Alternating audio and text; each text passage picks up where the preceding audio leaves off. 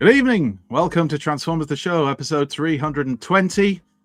You may already be looking and thinking, oh, there's no Paul and there's no Pete again. And you'd be half right. There is no Paul. He's still on his holes. He's still sunning himself wherever it is that he goes to sun himself. Marvelous.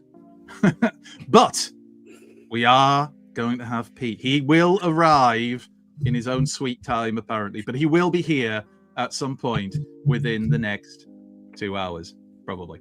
We hope. So we're going to crack on anyway, because as well as me, your host Andy, I'm joined by two wonderful guests who will also be joining us for our 24-hour live stream in a week, but are here today as well, and that is the wonderful Mr. Gav Spence, or TRDQ to those of you who follow his YouTube channel. Gav to the rest of us, or Mr. Gav.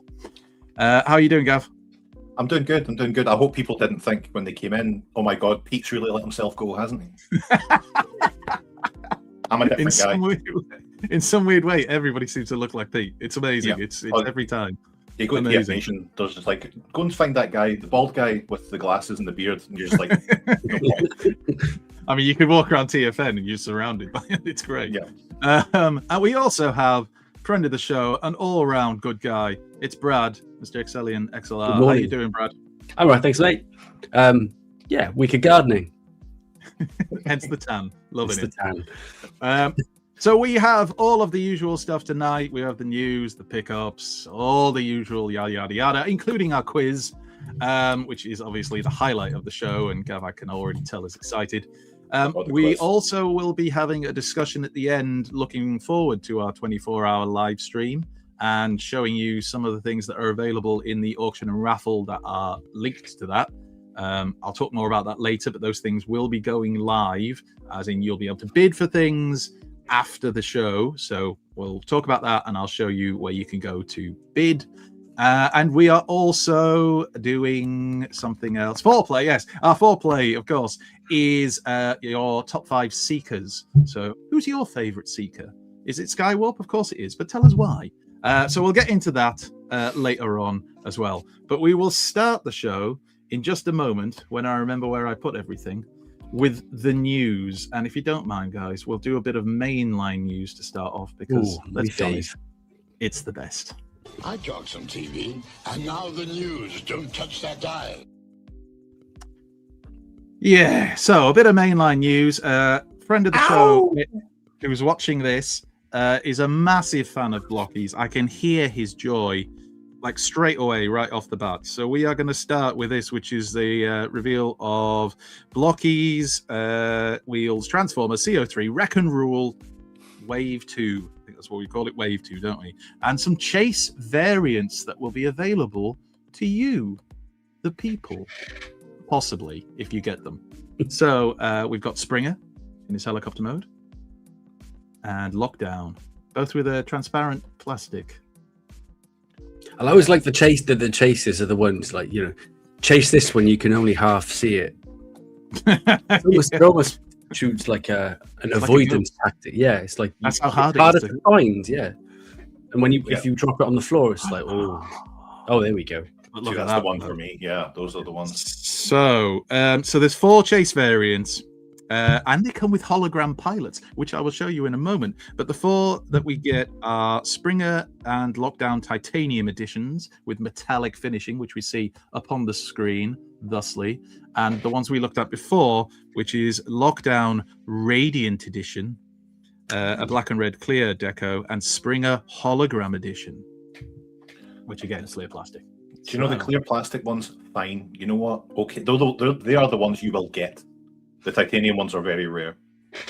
Yeah. So, like, I know they have those, like, the kind of the shell of it is that sort of weird metallic plastic that they use.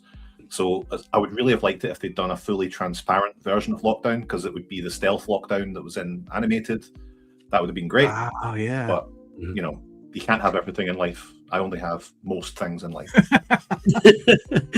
You can have everything if you ask, Gav. That's all you have to do. Is that engine full chrome as well? Let's go back and take a quick look. It looks full chrome. Yeah. That looks chrome. Nice. Oh yeah, it is. Look at that. Nice. Shiny that is very nice. So expect to be buying those on the secondary market for extreme markups, and we all look forward to that. It's the fun part of collecting. And here are the hologram pilots that come with these chase versions, and you have to build them too, and they look tiny. So that's going to be brilliant for those of us who are visually challenged. Loving sausage fingers. Big hands is always a nightmare. Doing a live stream build of blockies is a right pain in the backside. Anyway, but blockies are very good and they look very cool. So we've got them coming. We'll move on to the next part. So there was a combination video put up by, I want to say it's Transformers Facebook page, and it was the combination video between Legacy Armada Optimus Prime and the Armada Jetfire that we are getting. So these are just some stills from it. So you get a bit of a flavor. Is anybody else excited about this? Is anybody else a bit of a Unicron trilogy slot? I got him pre-ordered, but I haven't got a Prime yet. Then the Prime is always. I know. I just have, every time Prime comes out, I'm like, nah, not this month. It's not happening this month. There's cat bills to pay for and the mortgage and.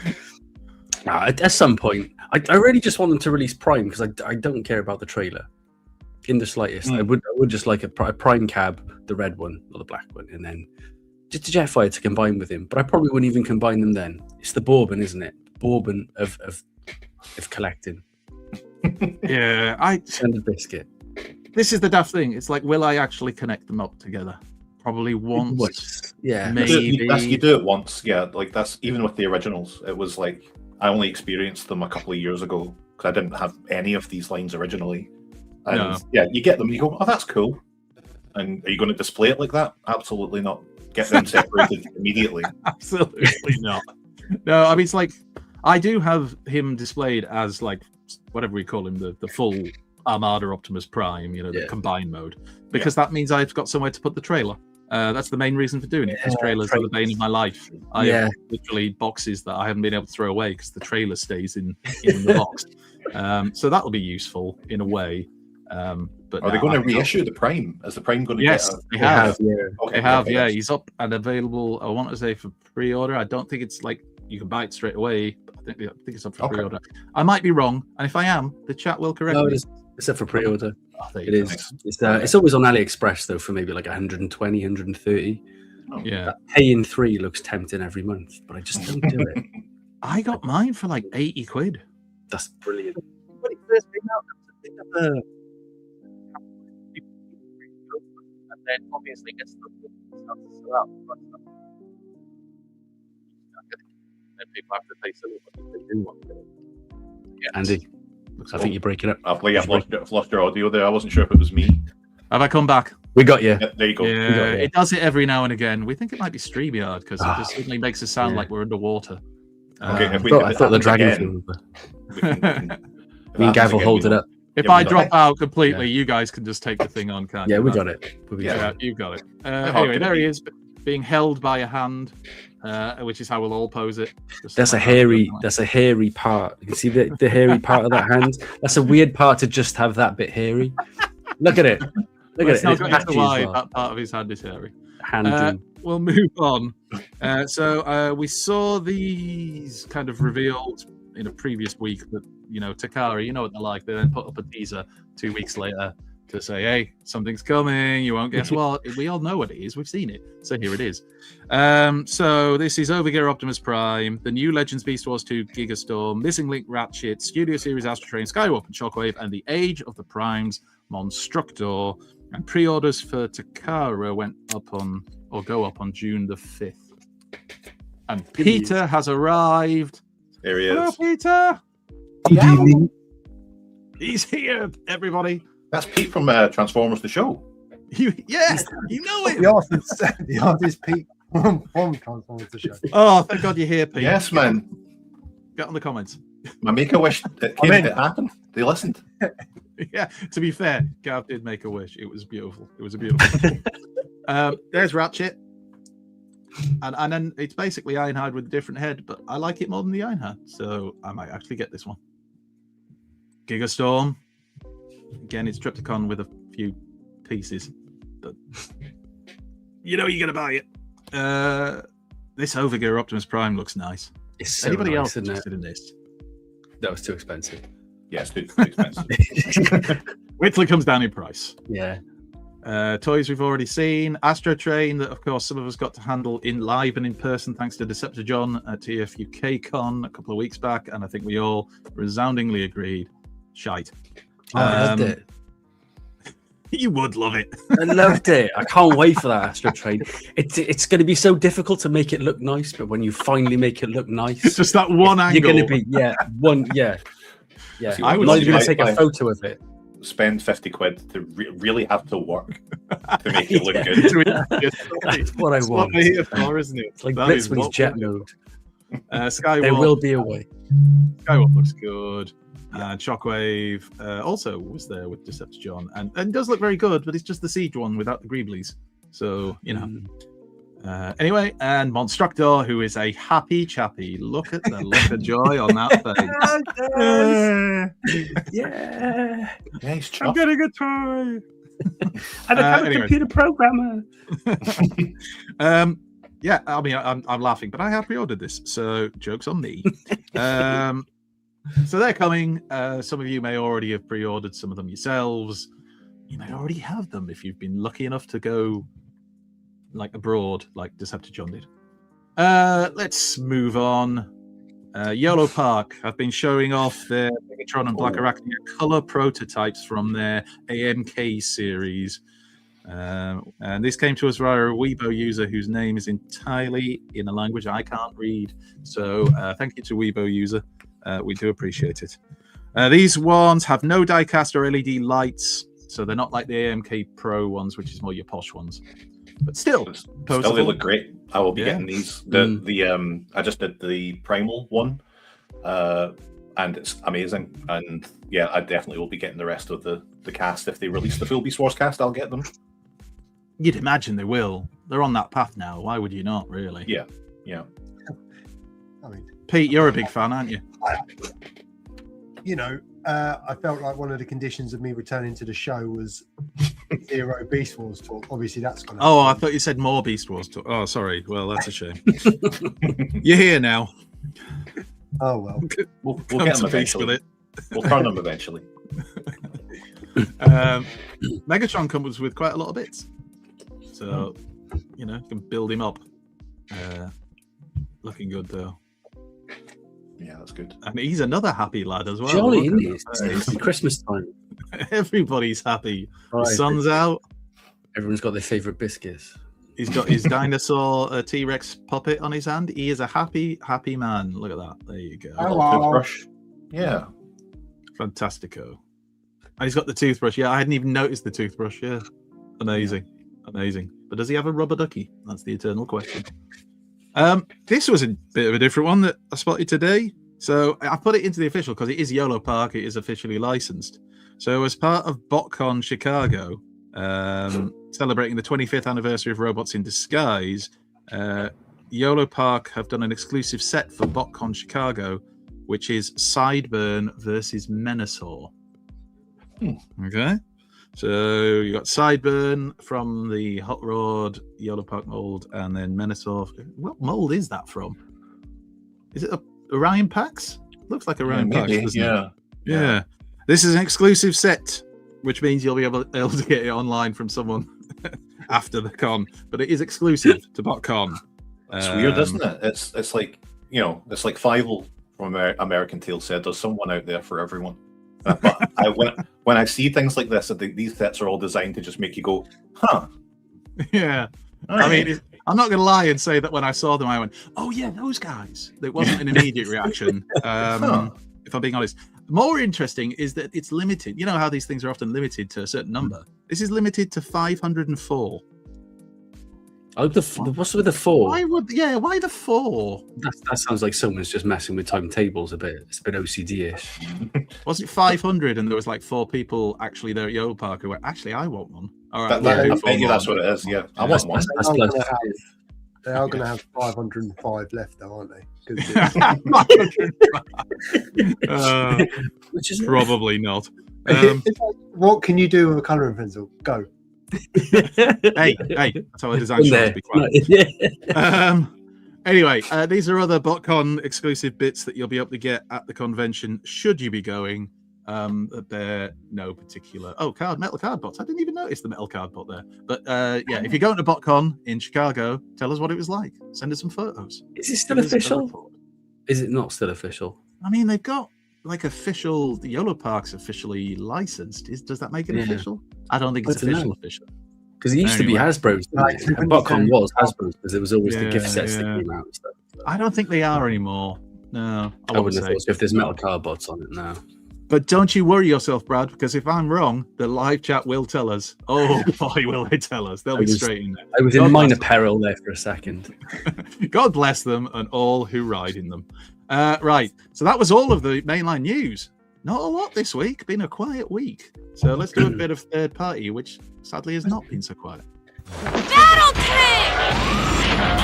Battle this. It's heavy metal crunchy time as Optimus Prime goes toe-to-toe with Combat Megatron. Prime is one tough dude underneath his hood. He's a transformer missile fun phenomenon. Combat Megatron is combat armed. His mighty mega missiles are slamming. He can mad out more for use mega force, but Combat Optimus is still standing. Cheeky swig. Right. Let's do some third party. Oh, yeah, I've got to put it in now. Oh, Paul, where are you? Right, so we'll start with a bit of Prime because we don't get many Optimus Prime toys, so it's big news when we get one. This is Machine Cat Toys MCT-03 Legendary Commander, a super deformed Optimus Prime with trailer. So in that, Machine Cat Toys chibi style. Oh yeah, Legendary Commander. What can we call this Optimus Prime? Legendary Commander? Yes. Oh, come on. I want a third party company to go back to the proper names. Just call it Dave or Nigel. Something. Dwayne is Dwayne. Oh look, he's got his life anyway. It's when they called it deformed. Wouldn't it be quite cool if it was like he just had a massive hand? Like, or just like his right thigh was huge. This. Yeah. Are we talking Elephant Man here, or are we just talking like just one palm? It's like one big hand. It's a very fun idea. Just to slap with. This is my pin hand. Anyway, look, he comes with a little roller and the whatever the name of the thing is. I mean, these things are quite well received a lot of the time. Look at that, eh? Matrix. And I'm guessing the light up because if you're showing them lighting up here, you better be making them light up when you buy the toy. Everything looks better in grey, doesn't it? But all the way back to like Unicron trilogy stuff, they always released grey prototypes, and everyone was like, "Damn, man, give me some of that grey." And then the color things came out, and everyone was like, "No, I'm done." Was it Beast Wars Neo that had the unreleased Unicron, which we only ever saw as a grey model thing? I believe. And then I heard Aaron Archer on his podcast saying that for like a month he actually had that thing on his desk because they were trying to figure out a way to get it into Transformers Armada or something like that, and Hasbro couldn't do it. It's like just imagine having that thing there for a month. Amazing. Anyway, Optimus Prime. Yes, sorry. It's cool. Like I got burned on a super deformed Optimus Prime that I took a chance when I was buying metal cardboard stuff from AliExpress, and I thought, oh, look at that funny little Optimus Prime, and it was crap and broke almost immediately. And so sorry, Machine Cat Toys.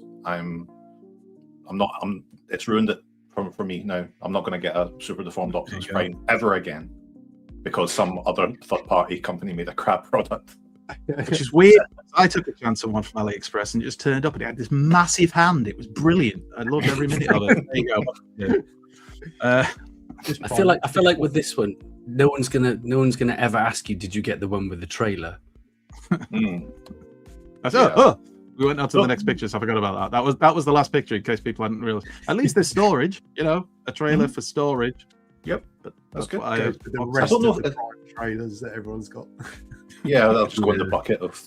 I think Machine Cat Toys are the same as. I think there's Laser Cat Toys as well. I'm assuming it's the same people. I think they do the combiners and stuff. If you look at the logo in the top left, it was pointed out last week that the logo is very similar to the Laser Cat Toys one. Oh, okay. As well. So we think it's the same company, but I'm assuming there's legal reasons why they changed the names and run from lawyers. So But they're the combiners. I've got their Predaking, their Bruticus, yes, and they're great. And the Volcanicus one's great as well. Like, so this will be a good toy, but again, not buying it. It's a no from Gav. All right, so this is TDW Transform Dreamwave with their Dreadstorm Maximus, which is a mini tidal wave, but this is a repaint into Energon colors. So the mini one already has been out, the one on the right, I'm fairly certain in saying, and they're repainting it into Energon colors. And I didn't buy the one on the right. I might buy this one because I like the Energon colors. I don't know. He's just very thin to me. How big is it? For a tidal wave? It's mini. He's not like your Titan tidal wave. In fact, I'm pretty sure the individual components fit, in the recesses on tidal wave, the Titan one. There's the recesses, isn't there, to put the mini parts that are like the faux parts you can stick on a Galvatron. Well, I think he fits in those because there's a photo coming. The whole thing fits in them. Yeah, well, you break it up, don't you, into the parts, and it fits in. That's a game I'd like to play. What can I fit in these recesses? How did I end up in A&E? Tidal wave in tidal wave, and see what happens. The Dark Fleet. There we go. Whatever that thing was supposed to be. Carrier, nonsense. It's lazy at this point. It is because we say it is. And there's the aircraft carrier. A block. But I really, again, like I'm taking the mic. I really like tidal wave. I think it's a really good look. I've got the original Energon tidal wave, and I've got the Titan one, and I need to get the others. Do you know, I gave my Micron one away. I'm not angry with you. I'm just disappointed. I gave it to one of my mates. So that's all right then. We were moving out. Just it wasn't to a random person in the street. On the street, and then it sped off on there. There you go. I gave it to one of my mates. He was after one, and I was like, I'm moving house 7 times this year. Have a tidal wave. It reminds me of Chris. At Christmas you get the novelty shower gel. Like the spider shower. He's like literally done like a shampoo beard. He's got a little bit on his head and his arms and stuff. He's like, man, look at me. It's a good look. It's a strong look. Yeah. He comes with his little mini cons as jets that you can attach to him. That's the Star Saber, isn't it? Yeah, it's the team. Yeah. That is the kind of thing that sadly interests me. Like I wasn't bothered, and then I saw those, and I went, "Nah, that's pretty good." Yeah, I like that. He's got ball joint parts. I mean, it's not much of a flex. They put it on there. It's showing that. It's like, where is it? Is this like a can you find it deal? It's a secret. You'll never know. And there, see, told you. You can fit it in. Well, yeah. That is, if you want odd, to, isn't it? I don't know why you would, but you might, because you might be bored one day. You like stand there for 3 days waiting for something to happen. I put it in like they said. Yeah. Has anything happened yet? No, but it will. Have faith. And that's everything that it comes with. So I don't know. I think it looks pretty cool. I just don't know if the scale wise, I kind of need to see one in person. It's got more mini cons than the Titan. Yeah, that is true, which of course famously came with none. Machine Cat Toys are back. Definitely not Laser Cat Toys. And they are back with their Abominus. So again, it's called Feroci B Robo, but it's super deformed Abominus. Yeah, I'll be getting this. I mean, I like this, but that's because I like Terracons and they look silly. Blight looks flipping amazing. Love that. That's great. Help me. Just like, why am I stood up? There's Abominus. They have smashed that little niche that Laser Cat Toys have with the combiners and stuff. They're so good. Gav's just said the Predaking and the Bruticus are just quality. Really fun. The Predaking's excellent. The Volcanicus one's really good, but then of course you combine it into Volcanicus and say, I don't like that, and then you take them apart. Not my kind of horse. Yeah. I'm guessing he comes with either a different head or at least some kind of different face. Because look, now he's got a really angry face. He just had a more stoic face before, but now he's angry, or he's really doing a cheesy grin. I'm not sure. There's a lot of grins tonight, isn't there? Individual robot mode. Zzz. So these are better. So these are better because I think the others that they've done so far were all very similar in terms of, I think, the face sculpts and very chubby, chibi, and they were cute. But these ones have got more character and definitely more individually stylized face sculpts. I just love the fact you can take all the combiner bits and form them together, and they actually advertise this as like a mode. Yeah, you can just be a couple of feet, a chest, 2 arms, and a head. Let's go! Great stuff. And of course, the alt modes looking adorbs. Yeah, very good. Look at that, eh? Cutthroat. What a great name for a child's toy. Amazing. Absolutely amazing. Oh, look, they're all picking on Block. Oh, that's good. He's crying. Oh. That's how you sell these toys? To idiots like me? to us all. Playground social demography. Right. Now, your immediate reaction here might be to say, hang about, Andy, that's the official Takara Tomy MPG-17 Optimus Prime on the left, and you would, of course, be correct to do so. But if I can stop you there, Gav, because on the right is RT06 Genesis, which is like a third-party kind of knockoffy version. So let's have a look at them side by side. So on the left, official. On the right, not official. Genesis. Why can't they just call it Genesis? Anyway, Genesis. Sorry? Is this the one the Moth just put up? He put up a big ad for some all of these and all these colours, and was like, they're knockoffs, which means they're cheap and probably really Isn't there a shattered glass version? It's coming out in ruined now. Purple, deep purple. Deep. So deep. so deep is a story to that colour. You can see life in it. Anyway, what I love about these photos is, personally, like, it just looks like 2 Optimus Primes. It's like the Spider-Man meme to me. But then we get to the bit where they weigh them, because that's what we do with our toys now. We weigh those bad boys. This is in grams, isn't it? It says, no, ounces. 15.5 ounces for the official. But what about the Genesis? I won't call it a KO. The third party, fourth party version, whatever party it is. Only 13.6. Oh, there's cocaine in the other one. Did he? What, the official? What a twist! You know what? They say there's no drama left in this hobby. I tell you what, if somebody starts whacking this thing with a pencil, I mean, we are talking. This is the best. The best life. We are fat shaming the toy. Are we fat shaming it? Oh, I mean, we're weighing him. Yeah, you just said he's heavy. Look, he ain't heavy. He's my brother. No, he's Optimus Prime. Anyway, if the weight of toys is your thing, you will be chuffed right now. This is like a minor difference as well, isn't it? Yeah. We're talking like a couple of 2p pieces. You can just glue them to the bottom of the feet if you're that bothered. Just a couple of. Just like the Twit. Remember the Twits? When Mrs. Twit glued all those coins to Mr. Twit's walking stick, it made him feel like he was getting shorter. I've gone off on a tangent. Genius.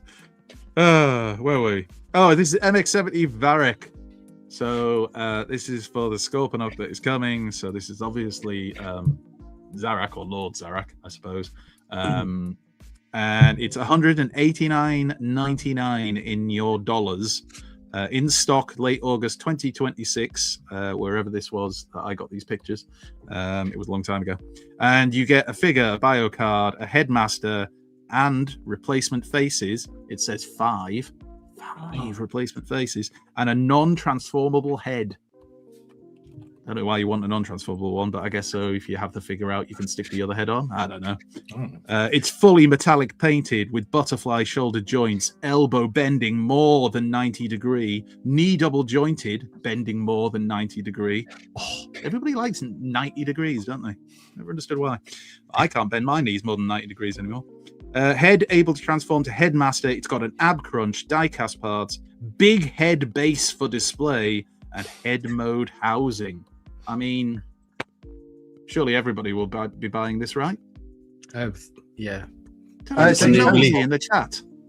Has Nosy left his Nosy's in. Look at Nosy's Nosy. in. Nosy's coming. Hey up by Nosy. Do you know what? This is going to sound stupid, but maybe. Because I got the Fans Toys Fortress, like the Cerebros one that just turns into a head. And it's great. It's a fantastic toy. And I'm a big Scorponok fan, so maybe. The challenge you'll have, Gav, is you'll never be able to transform it. Because it's X-Transbots, this one. But maybe this will change your mind. He's smiling. Hey. Yeah. And if you don't go like back? that, That's the wrong birthday cake. That's fondant icing, not buttercream. These are not my socks. Take them back. Anyway, and then there's the little headmaster that you get, the little actual Zarek. Yeah. Or is he Lord Zarek and the other ones? Anyway, the point is, it's Zarek. And then just when you got excited about Zarek and thought, life cannot get any better, they're chucking out... what's he called again? Fast Track. Except this is called Celerity Captain type. So there's going to be a normal type, but for some reason the group that was sharing these photos didn't show any photos of the normal type. This is the Captain type that comes in a lovely mustardy color. It's like a good buffet color, isn't it? It's like when if you put that on a buffet, everyone would be like, "Yep, fits right in there." Which is interesting because I was going to say it's the color that my dog's poo goes when we change his food. It's my point exactly. You could play a really horrible trick on people if you ever set a buffet on a buffet. I don't get personal with X-Transbots. All right, I keep it purely professional. Hey, we love X-Transbots. If you're watching, guys, we love you. Just not your transformations. There's the back of it. I mean, these are all renders at this point, so you know. It's weird though. You're right because it's like this is like your man who comes with like Zarek. I want to say. Yeah. So, but they're showing it with the let me speak to your marketing team. What's it called? Is it Karichi or something? I can't remember what it's called. Karichi, something like that. Yeah. There's a I always love with Fast Track that even a third-party version with all their talent of toy making, it's still just his arms sticking out and his fists holding the guns. Yeah. Like there's no effort to hide. Why even try? Whatsoever. They never did in the first place. Paul, if you're watching, he'll be vomiting up his margarita as we speak, just at the sight of that filth. Anyway, they're coming, so you can order those. Did I have a price for that one? I can tell you, only $139.99. Available late September 2026. And yeah, there's a load when you said that Scorponok head was $189.99, and then I was like, well, at least you get the Fast Track. That's good. That's pretty good for $189.99. That's all. No, they're separate. They're separate. No, completely separate. Okay. Yeah, the Zarek head I should have mentioned. Do we have a height for that? Yes, 24 centimeters tall for like the actual robot version of the head, and this is 20 centimeters tall. So there you go. Claire's giving you the green light though, mate. She said bargain in the chat. Fantastic. I'll get it pre-ordered. Yeah. She'll be overjoyed. Right, we'll move on before she gets angry and cuts the power. X-Transbots, MX-37 Conan, which is their masterpiece scale Nightbeat, and this is the prototype that has gotten, I was going to say many, but I'm going to say several people excited. Are you excited that X-Transbots are doing Nightbeat? Very. We need more Nightbeat, really, don't we? It's been a while since we had any kind. The deluxe Nightbeat from the Bumblebee was the last Nightbeat we got, and that's not third party, is it? It's mainline. But like Nightbeat's underused. Ever since that Spotlight Night Beat back then that IDW did, How hard is it? How hard is it to do Night Beat? Really? I mean, Just make he's a car. It's not that tough. A car Just with needs a headmaster. I mean, Just sweet do it out of Jesus, Chrome come on, Dome. somebody. Yeah, let's have Step a up Night your Beat. game. And I think we got a picture of what they're expecting it to look like when it's coloured in, with, of course, a myriad of faces for all your investigating needs. Look at his little hat. Yeah, and That's the a hat, good bit, yeah. which is a great little That's reference as well. fantastic. Is that there's a There's magnifying a glass as well? Yeah, 2 different types. Brilliant. I had hair when this was announced. I was going to say, I saw a comment about that. Somebody said this was like announced back in 1989 or whenever this toy came out. I think it was 88, was it? Either way, it's been a while. We shall await the finished The product. bot mode will be excellent. The car mode will be excellent. The journey between the two will be horrific. Yeah. As you All can those tell, faces. For what it is. Yeah. we've been hurt by X-Transbots before. Magic Square Toys. Now, this isn't strictly speaking new because this is their drag strip and dead end, which is they're called Pillage and Contain. And these are reissues. And it's only really news because they announced they were reissuing 2 of them a few weeks back. And this is their kind of like announcement. We're reissuing the other 2. We're shocked. We're all shocked. But apparently quite a lot of people missed out the first time. So again, seems to be a fair amount of excitement for these. Anybody got these Magic Square Stunticons? Anybody planning to pick them up, seeing as they're reissued? Which one's called Contain? It doesn't clarify which is supposed to be which. So I'm going to decide that is it the dead end on the left is going to be Pillage, and drag strip is going to be Contain. Whichever one it was, I wasn't going to be disappointed. Like, I just thought it was such a great 2 random words. Pillage. One's called Tupperware. Like, We couldn't go with the other version of Pillage, and anyway, it doesn't matter. We're going to move on. they look lovely. Stunticon fans in the house? Anyone? Yeah, big time. That's me. Do you Yeah. remember when drag strips were just like there was so many drag strips that didn't have 2 wheels that didn't mimic the Tyrrell? Yeah. Drag strips should always have 6 wheels. It's a wonderful thing to have a drag strip with 6 wheels. I think when they made it without the 6 wheels, though, it was that lazy thing of then we can repaint it into Mirage. And Yeah, we got that which a they lot. did, and they knocked off, and they did. Yeah, I like his high heels. yeah. They're good. Heels are always good. Yeah, good on them. I say. Just I might like get a these. random. Oh, I can't. You won't let me zoom. There's Yeah, an elegant heels, isn't there? There we go. Yeah. Oh, it's engine heels as well. Yeah, yeah. I'm gonna get these. We're enablers. I love it. Anyway, right. So that's the lads, and they're I'm guessing probably up for pre-order already. Try your local third-party stockists. Yes. Oh yeah. So speaking of third-party, we've seen these Rising Force Fall of Cybertron Combaticons that they're going to do. So here is Rising Force Raw, which is their scale blast. Oh no, sorry. This is Rising Force Snatch. Just to be clear, Rising Force Snatch. I've made that mistake. So this is their Chug Scale Fall of Cybertron Swindle, an updated test shot. So if you love Snatch, then you'll really enjoy this. Any thoughts? I actually think this looks really good. Yeah, I've got the originals from when they were released, like back, what was it, like 2012? And I love them because they're so bad. But they released like an Onslaught, a third-party Onslaught that would still combine with everything, and that looked amazing because Onslaught was the worst out of the 5. But if they're doing a new set of them, I'm definitely interested if they cost £10 each. Did you have these, Gav? No, I'm gonna stick with the ones I got from B&M. I was just going to say, Probably did the question, didn't they? Yeah, that's ruined it for me. See, I don't care how good these toys are. I'm always looking at them going, you could get that for £7 from B&M. Or 2 for 20. Yeah, around Christmas time, you're like, yeah, I'll get those. Quids in, and there he is as a foot. Oh, that looks great. They were proper bad, like the original ones. Like Swindle was probably the best one out of all 5. Or Blast. Actually, is it Blast or Vortex? No, Well, the limbs were they okay. mentioned It was There he Onslaught. is. There he is. He's Rising Force Great. Raw. So look there's amazing. Blast Off. And this is the prototype. Not so many photos of him because they've only done the grey prototype, so only the 2 photos of him. I enjoyed playing as them in the game when you did the whole Combaticon level. It was great fun. It was just such a disappointment when I got the toys. I remember like trawling the Entertainer for age, like several times a day, just waiting for them to come back in stock because you couldn't pre-order them at the time. You had to buy them separately. And the I Entertainer got them was from the only Toys shop. R Us. Did you? They were all on the shelves at Toys R Us, yeah. But the colour schemes were different to what you saw in the game. They were just they looked like they should be. They were preparing themselves for B&M even then.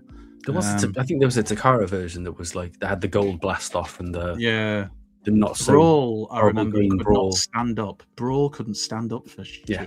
Just a nightmare. Like the gentlest breeze would send him falling off the shelf. There's a lot of that in Leeds as well. Gentle breeze. Gentle breezes as they open your window to rob you. Right, DX9 Toys, Silver Stalker via Tommy Park. This is well, you know who it is. So I don't think this isn't the same one I showed last week. I'm sure this is a different company, but we haven't got any photos of the alt mode. This is all robot mode. So what do we think? So I really like the DX9 Prowl, but I'm gutted because I bought the Takara Masterpiece cartoon Blue Streak last year at TFN, and I think I really wanted that.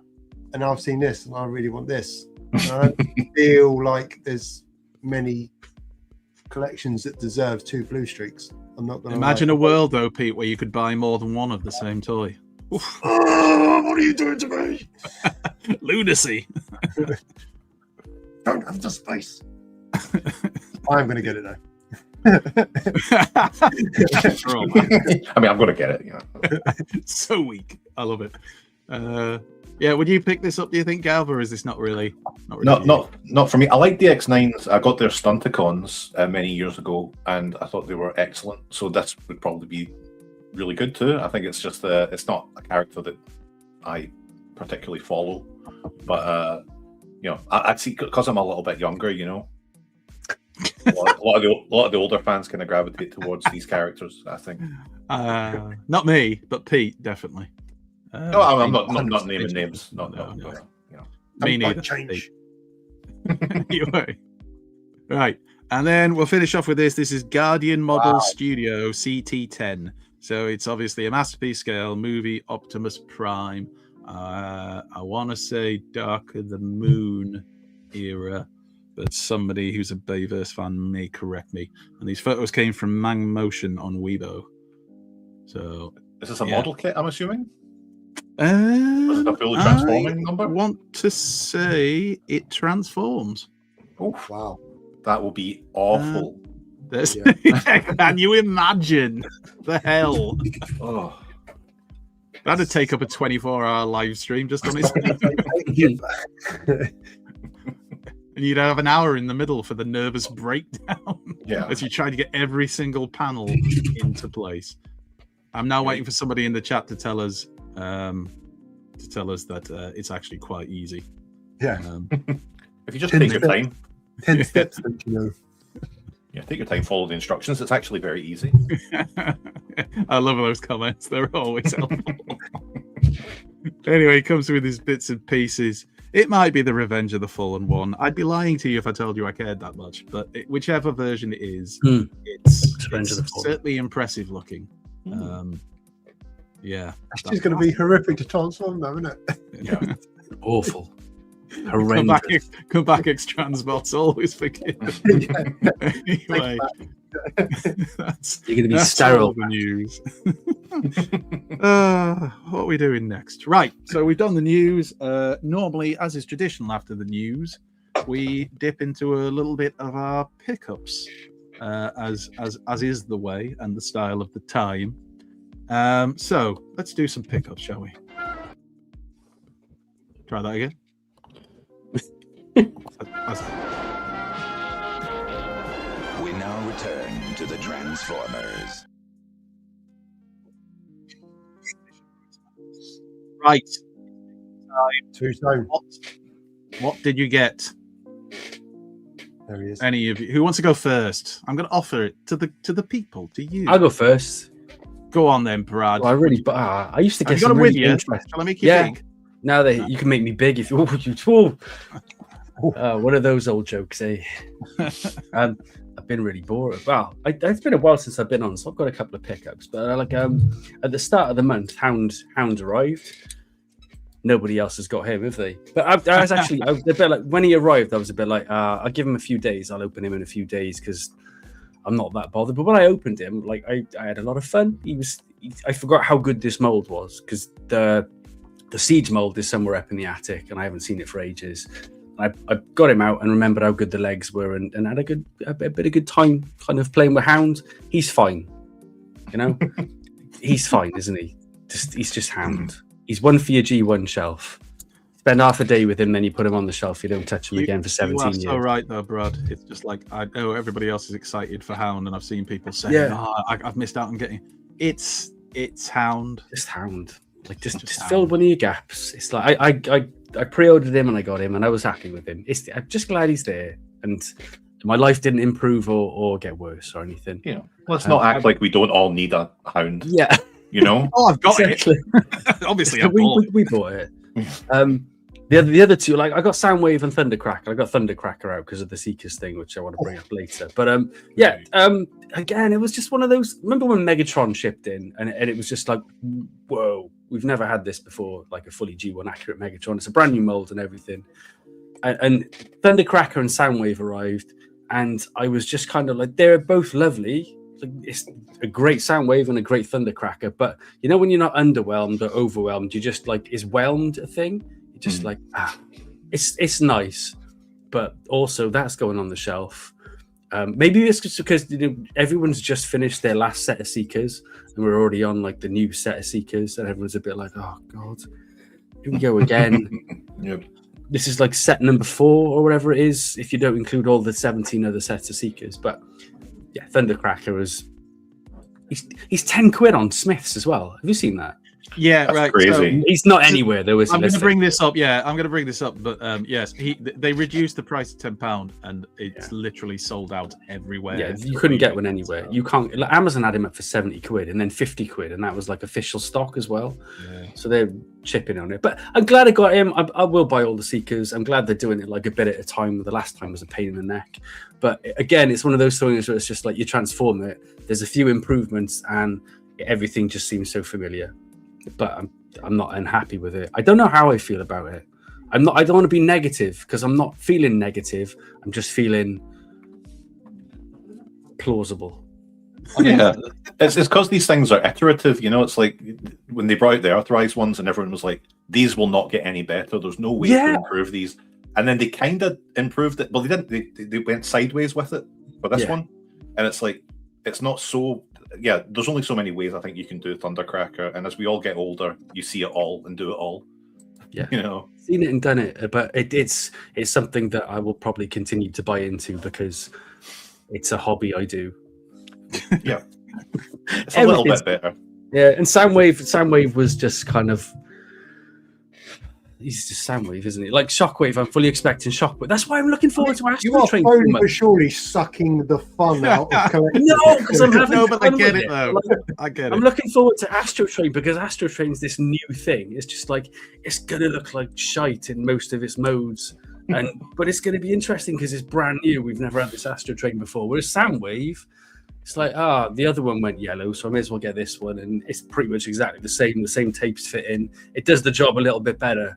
But am I going to get another one 5 years down the line? Yeah. I don't know. I don't want to be negative because I'm not feeling negative about it, but I'm just feeling whelmed. It's more apathy I'm feeling than negativity.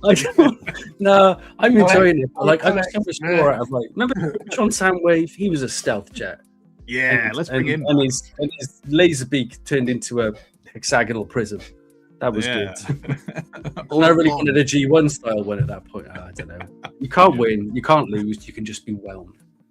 Was there anything else? Sorry, Brad. Oh, yeah. John Grieve. The only transform I got from KCON. John Grieve, the big JG, came up to me and gave me a tiny knockoff man who is brilliant. He just transforms into a Oh, is that one of It's, his? I love things like this. Yeah, absolutely. Yeah. But you know what? I've been playing with him, not John Grieve, the car, for about a week or two. And he's just popped on my desk and he's just there, sitting there, having a nice time with me with a couple of my Hot Wheels. So there was that. That's it. Excellent. That went on for far too long for like 2 Transformers, didn't it? No, it prompted discussion. So joyous. That's And all that that prompts That's what we're here for. engagement. Wales. The live chat has gone wild. I'm not sure what they're talking about, but they're there. Disaster train. Disaster train. I love that. Oh. Nice one, guys. Right. Gav, in the world of Gav Spence and Hello. TRDQ, where you obviously have everything any man could ever want, have you gained anything in the recent weeks you'd like to share with the group? Nah. Fair enough. So, No, I picked up a few small things, nothing major. Let's have a I'm look. saving myself for TFN and various other things. But I got a Balrog. Nice. Oh, wow. nice. Is that Storm? It's is it Jada Toys? I think. Oh, Jada. Oh, Yeah. nice. Yeah, and it's phenomenal. So now I have the 4 main big baddies. That's all I really care about. So I'm happy with my Balrog. Lots of heads and accessories that I will throw into a bin. But yeah, also because I am one of those kinds of people, aka a pervert, I like the Technobots now. So I got the Magic Square guys. Oh, Nice. So I got Lightspeed and Nose Cone, which are good, but too complex for the size of them and my big sausage fingers. They're called Iliac, something like that. Who knows ENIAC? what they're called? ENIAC. There we go. Yeah. The boxes were very nice too. Lots of nice artwork on them. But yeah, they're good, but more complex than I would like. And the last thing is, again, similar to what you're saying, Brad, having a little fiddly toy. I got this little fella. Oh, nice. It's Groundbuster, I think his name is. Excellent. Genuinely one of the best little toys I've bought in years. Just transforms in seconds and just becomes a little excavator. And it's been on my desk for... I've been transforming it multiple times a day for the last week or so. Was that from 2015 RID or something like that? Yeah. Yeah. It's it was, I can't remember, I was on some site and I was buying stuff and it was like, you need another £2 for free shipping, and it's happened to be that much. And I was like, oh, I'll have that. And then one of the best decisions I've ever made in my life. That's class. Nice. You know, and I That's don't really exaggerate, so you know that's true. Ever. Yeah, but yeah, that's it for me. Nothing major over the last little while. Still some nice bits there. Some nice bits. Pete, you've not been on for a while. Please don't tell me you've got all the pickups. Are we? Will the rest of us go for a lie down? And... Yeah. Basically, I feel like I've got a year's worth. I'm going to rattle through them quite quick though, because Excellent. I'll take over the no one comments else- while you're doing that.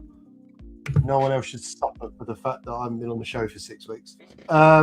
So in the before I say that, actually, can I just take this opportunity to say thank you to everyone that's messaged and sent their goodwill and everything. It's been a little bit dramatic outside of the show recently, but the best wishes that everyone shared, I'm really genuinely grateful.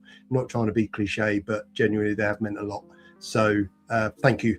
And hopefully this week is the first week in the return, but we'll see how it goes. We'll play it by ear. But in the time that I have been away, I had my birthday and I've had lots of pre-orders come in. So I'm going to wrap them quite quick. First was the cartoon coloured, oversized knockoff or KO of the Masterpiece Grimlock. He's just gorgeous and he scales so much better. He's a bit chunkier, he's a bit wider, he scales so much better with other Masterpiece Transformers. So absolutely love him. He's going to go on the Grimlock shelf and I'm going to put it back gently. I got Fans Toys Ratchet, who is a beautiful boy. Same mold as Ironhide, but different head sculpt. But he's a gorgeous looking beauty. I too, like Gav, got Lightspeed. I don't know why. I've now just developed this fascination with Computron. It happens to us all. What if you don't mind me asking, what age did you turn on your birthday? 27. It happens to us all at 27, mate. Cheers, mate. DX9 Mini Double Dealer. Yeah, I got that. Some might say the best Power Master. And they'd be correct to say so. Yeah, probably. Before we move on, Andy Tate asked, I think it's Andy Tate. Anyway, how much was that Grimlock? I can't say, Andy, because it was a birthday Was it a present. gift? Oh. Yeah. However, when I saw it before it was bought for me, it was around 80 quid. I don't know for sure. And you might want to have a word with Nikki. I think they try and guess your age now. Oh, Cosmic. 57. She's gone for. Savage. Yeah, honestly. Mick I've had a rough said couple of weeks. 21.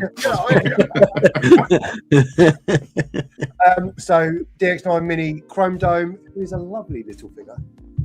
And Brainstorm, because if they're going to do the set, I'll need to get Brainstorm. Not particularly in love with his head sculpt, but quite a cool what mode. And they are a Legends Headmaster that probably no one else is going to do for ages. So that's that. A model kits, Flames Toys, animated Optimus Prime that I haven't had a chance to build, obviously, but it will get 45. Oh, you're close, Adam. That rolled. Missing Link, Ultra Magnus, which again is still in the packet, but the box art is. Yep. It is just so that bit. I might not open it, to be fair. I might save it till after TFM. This was another birthday present. It was the OG Turtles reissue, and I think this is going to stay in box because I did think, do I go down the rabbit hole of collecting the reissues, and then maybe I can get the Technodrome and get a play set? And then I said no. So what I think I'm going to do, if I keep these in the box, that's how it will stay. That's such a good box. If I'd got that as a kid, my head would have exploded. Yeah. Like, that's so cool. But as an adult, we just keep it in the box because it looks good. Yeah. I just imagine what it's like playing with it. This turned up yesterday. The New Age Retgar, who looks very cool. Everyone knows that I'm now a Doctor Wu aficionado because I have 5. Now I've got more. Yeah. So I've got Prowl and Kickback and Battle Trap. And when one scourge isn't enough, you get 2. So, and I've got more on the way. I've literally, this is probably why I'm not collecting the turtles, because I've gone down the Doctor Wu rabbit hole. And then, last but not least, good evening, X-Transbots. As much as transforming your toys, I did pick up a landfill. And that, oh, and I got some dollars. But I'm going to save these, and we're going to do a chat and build during the 24-hour live stream. Have we mentioned the 24-hour live stream? Do you know we're doing a 24-hour live stream? We're doing a 24-hour. Are we doing a 24-hour live stream? The first time hearing about it. Live stream. This is amazing. Charity live stream, no less, Andrew. Indeed. So I'm going to build that next week, and that is the saga of Pete's pickups. So that was week 1. Yeah. Now on to week 2. Those were some amazing pickups, and I know from the brief chats we've had, Pete, that you've got about another 200 to share over the coming weeks. So the 24-hour live stream will just be, half of it is just Pete's pickups. And why not? He deserves to show them. Right, I'll do mine nice and quickly. So a week ago, I went to a car boot sale with a family to get out into the sunshine. It was good fun.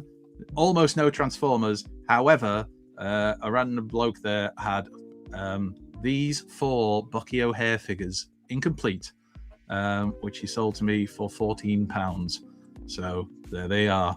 I now have a Bucky O'Hare collection. And This isn't his lap, is it?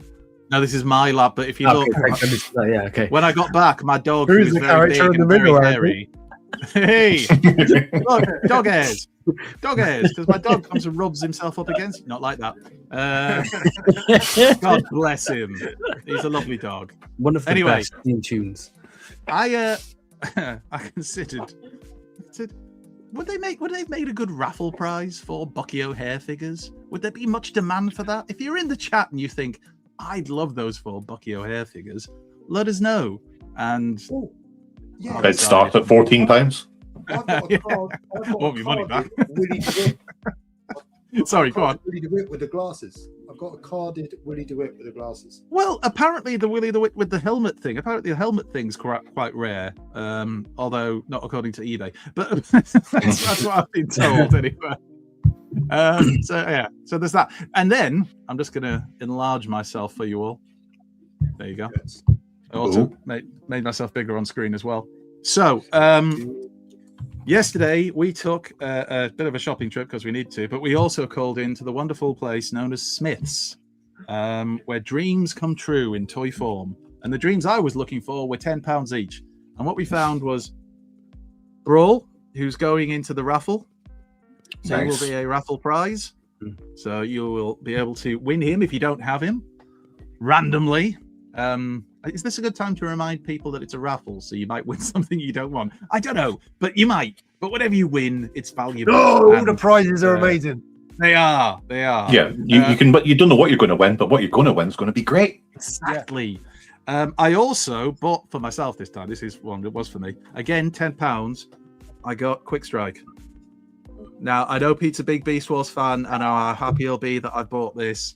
This is Dave Wallace's favourite toy, at least from Beast Wars, as I've discussed with him before. And because I did think it looked interesting, I've heard it's good, and he's got a snake's head for his scorpion tail, and my wife likes snakes. See, and it was £10. So I bought him. I was also lucky enough to get the very last wind charger for £10. No Thundercrackers though. Bastards. No Thundercrackers left, but I did get wind charger for £10. He's well worth it.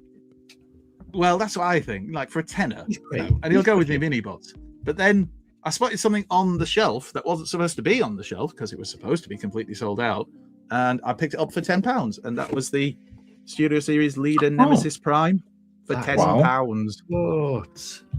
That is good. Again, they're all good for a tenner, but that's crazy for a tenner. Yeah.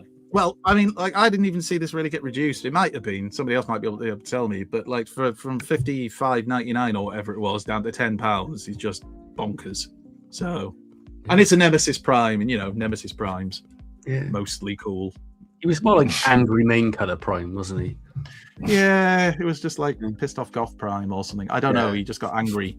He wasn't even that. Like all he did was like go slightly grayer and put a red slash across his face with paint, and that's it. And he's like, "Ooh, I'm a bad guy now." We've all been through that period, haven't we? That's something that happens to us all. Midlife crisis. Right, that's pickups then. As is traditional after pickups, we like to share a little bit of the magic that's been happening in our community through the form of art and photography and other stuff that we find. So let's have a bit of social corner.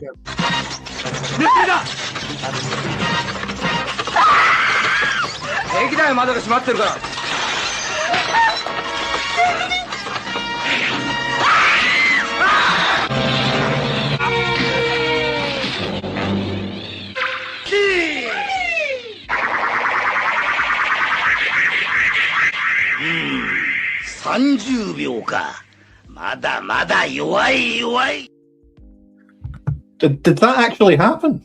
That was a documentary. That was real life. That's unreal.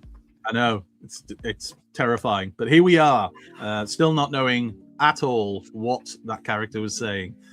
Pete, I got the strangest feeling that perhaps I may have sprung social corner on you earlier than you were prepared for it. I don't know what that was. It was like a sixth sense as you started to say, hang on a minute. Are we ready? I felt foreplay was going to be before socials. Well, but that's okay. Perhaps it should be. Are We you ready now? professionals. I'm trying to share, but it's not having it. Shall we? We are.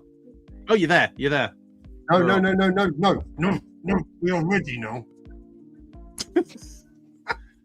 First up this week, and this feels like we're back now because I have missed doing Social Corner.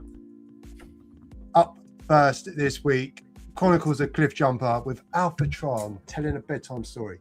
I imagine he's telling a Transformer version of maybe the Princess Bride, because we know Princess Bride is a quality story. Awesome photo. It was a book first. Was it? Oh, right. Yeah. Get back in your fucking box. Somebody's a bit mouthy for being back today. Awesome photos. Oh dear. As always. He's not sat comfortably, is he? He's in like reading stance.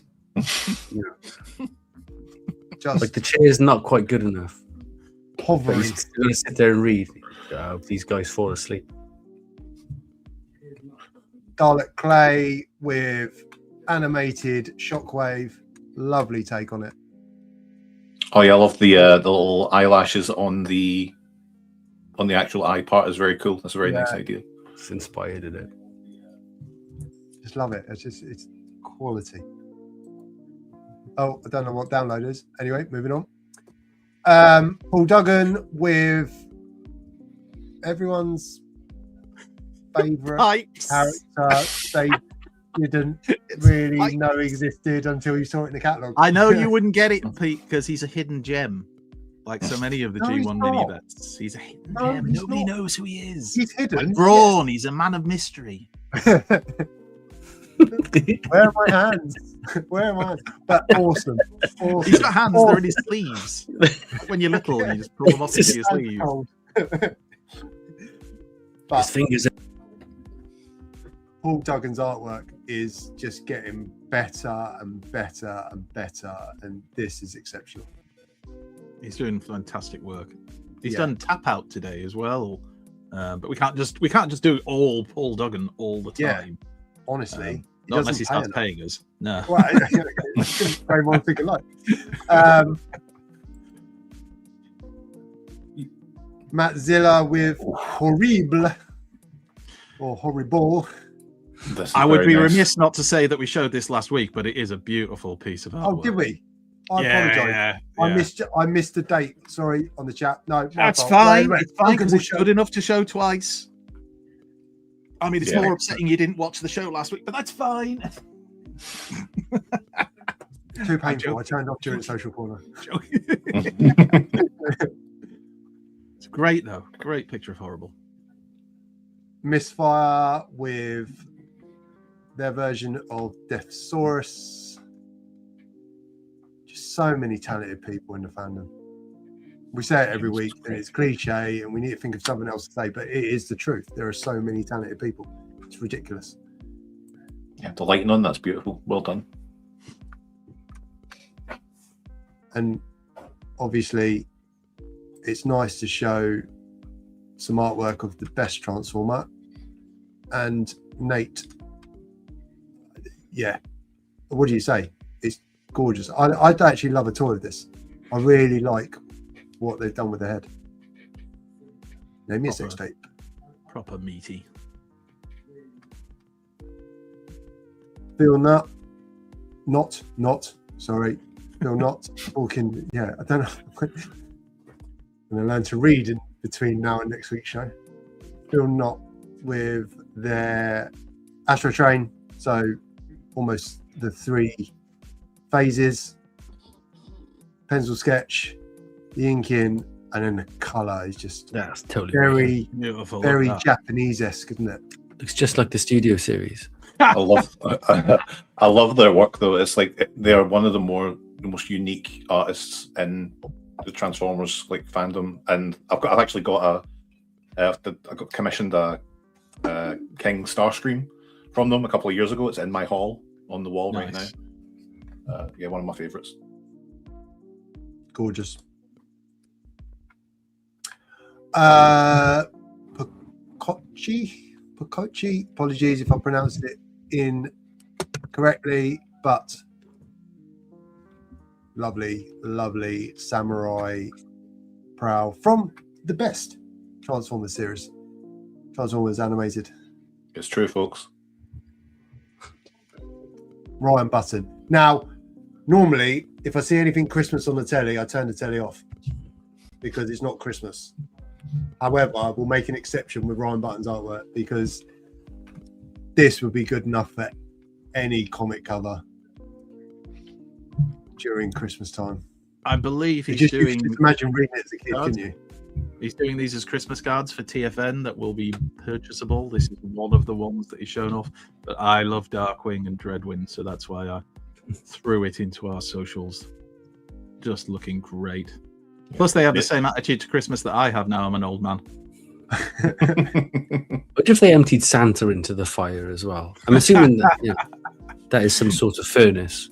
Just the elves. Just the Yeah. elves. That's all you need to do. I assume the sleigh is going in as well, but was there a reindeer involved? A reindeer's flammable.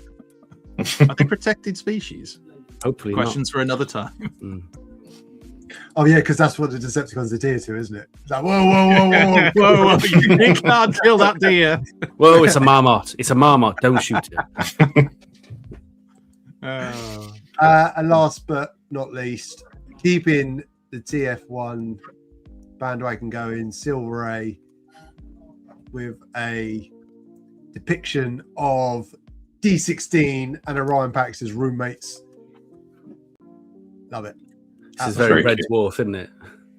Yeah, absolutely bloody love it. And I just feel like Orion Pax is trying to get away from the drill because he's lost a bet to D16. And Let's on hope. that bombshell, Context that is there. the end of Social Corner this week. That was a thing of beauty, as were all of those incredible pictures and photos and pieces of artwork. Right, I'm glad that we didn't catch you out with Social Corner. Let's now go for a bit of the foreplay. Lynn, these are sex people. What do you mean? They're sex swappers. Lynn, this is DEFCON 1. Look. Look. Don't make the same noise as them. They'll think you want to join in. So, of course, foreplay, where we pick our top 5, even though it's called foreplay, our top 5 of whatever figure it is that we've decided on. We were a little bit general this week. We went for top 5 Seekers, which does leave an awful lot of wiggle room there, but a chance for us to show which Seekers really are best, even though we all know it is Skywalker. So, of our 2 guests, would perhaps, Gav, would you like to go first and tell us perhaps which of the Seekers that appeal the most to you? Well, did I misread the assignment a little bit? Maybe, as in I was thinking about what my favorite Seeker toy was. Which is fine. As did I, Gav. Oh, perfect. Anyway, Perfect. moving on. That's all right. It's still perfectly acceptable, Gav. Don't you worry. Well, I think your inner edgelord as a younger person, it's always Skywalker because they are the coolest colors. But over the years, I have drifted more into being a Thundercracker guy. And that new Thundercracker toy that just came out, not to step on Brad's thing here because I know he's got it with him. But I was like, what's my favorite incarnation of any of the Seekers? And it's definitely Pretender Starscream. Beautiful. It is the best incarnation of Starscream by a country mile. It is rubbish. It is a bad toy, but it look at it. You know, you can take his hat off like a dolly. You can split him open. Let me just do that without dropping it everywhere. And inside, this is the best thing. If you don't know, there's actually people are watching this thinking that's not a Transformer, Gavin. That's a full action figure. But inside, is it pretending? Inside, the thing is, it's actually a really shite little Starscream. Yes. So I want you to just think about that, how this franchise has more to it than it may first appear. But yeah, I love it to bits, and I just think it's so ridiculous. I love his daft flat top. He has the face of the man who always goes in goals at school. Just phenomenal. Can't get enough of him. Oh, brilliant! Absolutely brilliant. And other than that wonderful example of Starscream, did you have any other honourable mentions you'd want to throw out there? I love Thundercracker, especially they gave Thundercracker a dog. They did in the comics, and that is enough for me to love him at that point. But yeah, that obviously Action Master Thundercracker as well has a big place in my heart for being one of the more ridiculous things. But yeah, I think that's happens that you come of age, you know. You're a kid, you love Starscream because they're the main one. When you're a teenager, you love Skywarp because of the color scheme, and then in your 40s, you get into Thundercracker, like you get into listening to Fleetwood Mac or Genesis, you know. Yes, the Fleetwood Mac of Transformers. Fantastic. Well, this is a strong start. I'm not sure how we'll top Pretender Starscream. Let's see if we can. I'll go next, just to save everybody else the embarrassment. So, obviously, as I say, Skywarp is the best because, yes, I am still that edgelord, apparently. But despite that, I actually get bored of... only in certain circles. I actually decided to go for something a little bit different, but not very different, because I'm going to chuck in there Hotlink. Ooh.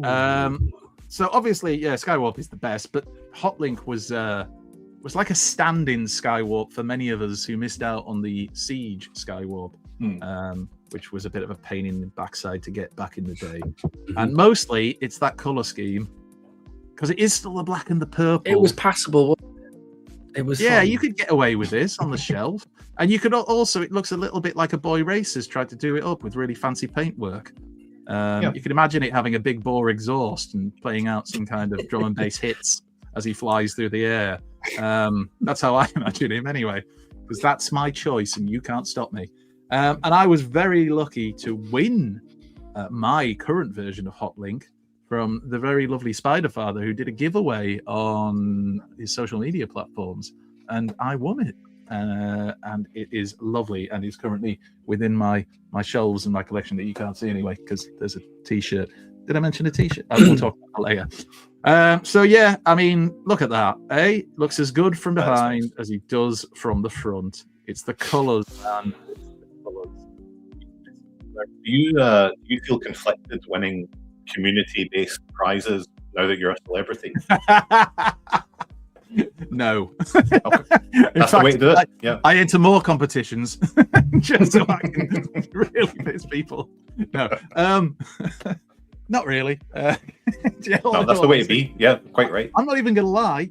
I'm going to try and bid on some of the things in these auctions because there's some really good stuff that we're going to show you a bit later on. So why the hell not? Why am I not allowed to have nice things, Gav? Why am I not? I say the same thing, that we do the raffle every year at TFN, and I think, just get some tickets. Then I think about pulling out a ticket and saying the winner of this is me. Yeah, that would be wonderful, though. It's like, me again. One for me. Yeah. Imagine getting your head kicked in at TFN. You know, it's an achievement, that is. I wanted to watch it just for the novelty, really. Anyway, enough of that. Who's next? Let's go with Bradley. Which secret you got? Both syllables for my first name as well. You spoil me, good sir. Crumbs. I got a couple, but I'm just gonna run. I'm gonna run through the couple really quickly and get to the main point. So, probably my favorite Seeker figure ever, which is Cybertron Starscream in both forms. Like the original was amazing, then I got this one and sold the original because it was worth 90 quid and it was going a bit yellow. I might regret that a bit now, but this is still probably if you put. You know, John. I love John Grieve. He's a really good mate, but he could make this look good with his posing. If that makes sense. Nobody got the joke. Posing Let's or carry his on. posing of the toy? Yeah. John's a very ready salted poser. I do love John. Very flexible. He's a gymnast. John's a gymnast. We should all pose John at TF Nation. Anyways, probably color scheme wise, Armada Ramjet. That's the that's the Generations version. But just because he looks like he's got cartoon angry face. Yeah, You know, it's like this paint. Let's make it all like American Seagull colors, and let's just give him a really angry face. Perfect. That was one of my backups, actually. I forgot to say that would have been my kind of like honorable mention would have been Universe Ramjet, but it's the same. Yeah, I wish I had the original, because the original mold of these, I don't like the new one very much. It's just a bit boring. But the deluxe one and like the original, I suppose it would have been not ultra class. The middle class was really good. I don't know if I'm throwing a bit of one in here, but Flat Top, possibly the finest Micromaster, the only Micromaster Seeker, as far as I know. But he's great because he comes with his own aircraft carrier, which turns into a. Yeah, that makes him a Seeker. He's a Decepticon play. He's got the chest thing. He's got the chest thing going on, hasn't he? And he rides around in an aircraft carrier with. Me a second, let me count the rules. Yeah, he comes rolling in here after a month, shouting the odds. He's like, hang on a second. Things have been getting loose around here. Yeah, he's chucking in studio. I gotta go Thundercracker. But Thundercracker reminded me of Salt and Vinegar Golden Wonder, and I always feel like Golden Wonder had it sorted when in the 80s because their packs were blue, right? Walkers did the green thing. Yeah. Golden Wonder packs were blue, and Salt and Vinegar is blue, and he looks just like Golden Wonder Salt and Vinegar. But that's not why I chose him. So going back to about 2010, on Generations Thundercracker. Or it might have been a bit later than that. It might have been 2012. Generations Thundercracker. No, yeah, it must have been 2012. Something like that. When the Generations line properly started, Generations Thundercracker came out, and this made people really cross because before that, the only way you could get a deluxe Thundercracker was by having the BotCon gift set. And people who had the BotCon gift set got really angry and started a petition online, which is still there. One guy? Was it? Yeah, one guy. Yeah, and it's still there, and it's possibly my favorite piece of Transformers online archivage because the signatures that go down this Keep Thundercracker exclusive petition are just flipping priceless. It's just great. It's just worth searching, like the Keep Thundercracker exclusive petition. It's. Yeah. Every time I go onto it, it just reminds me of a really, really good week of both signing and reading the petition over and over and over again. How messed up do you have to be? You're like, I don't want anybody else to have this toy. I have this toy. That was it. You can't have this toy. That was his justification for making this petition. I don't want anyone else to have this. I want this Thundercracker. It wasn't even the same color. To be fair, when Pete started that petition, he was a very different man. He's mellow, so I think we should go easy on it.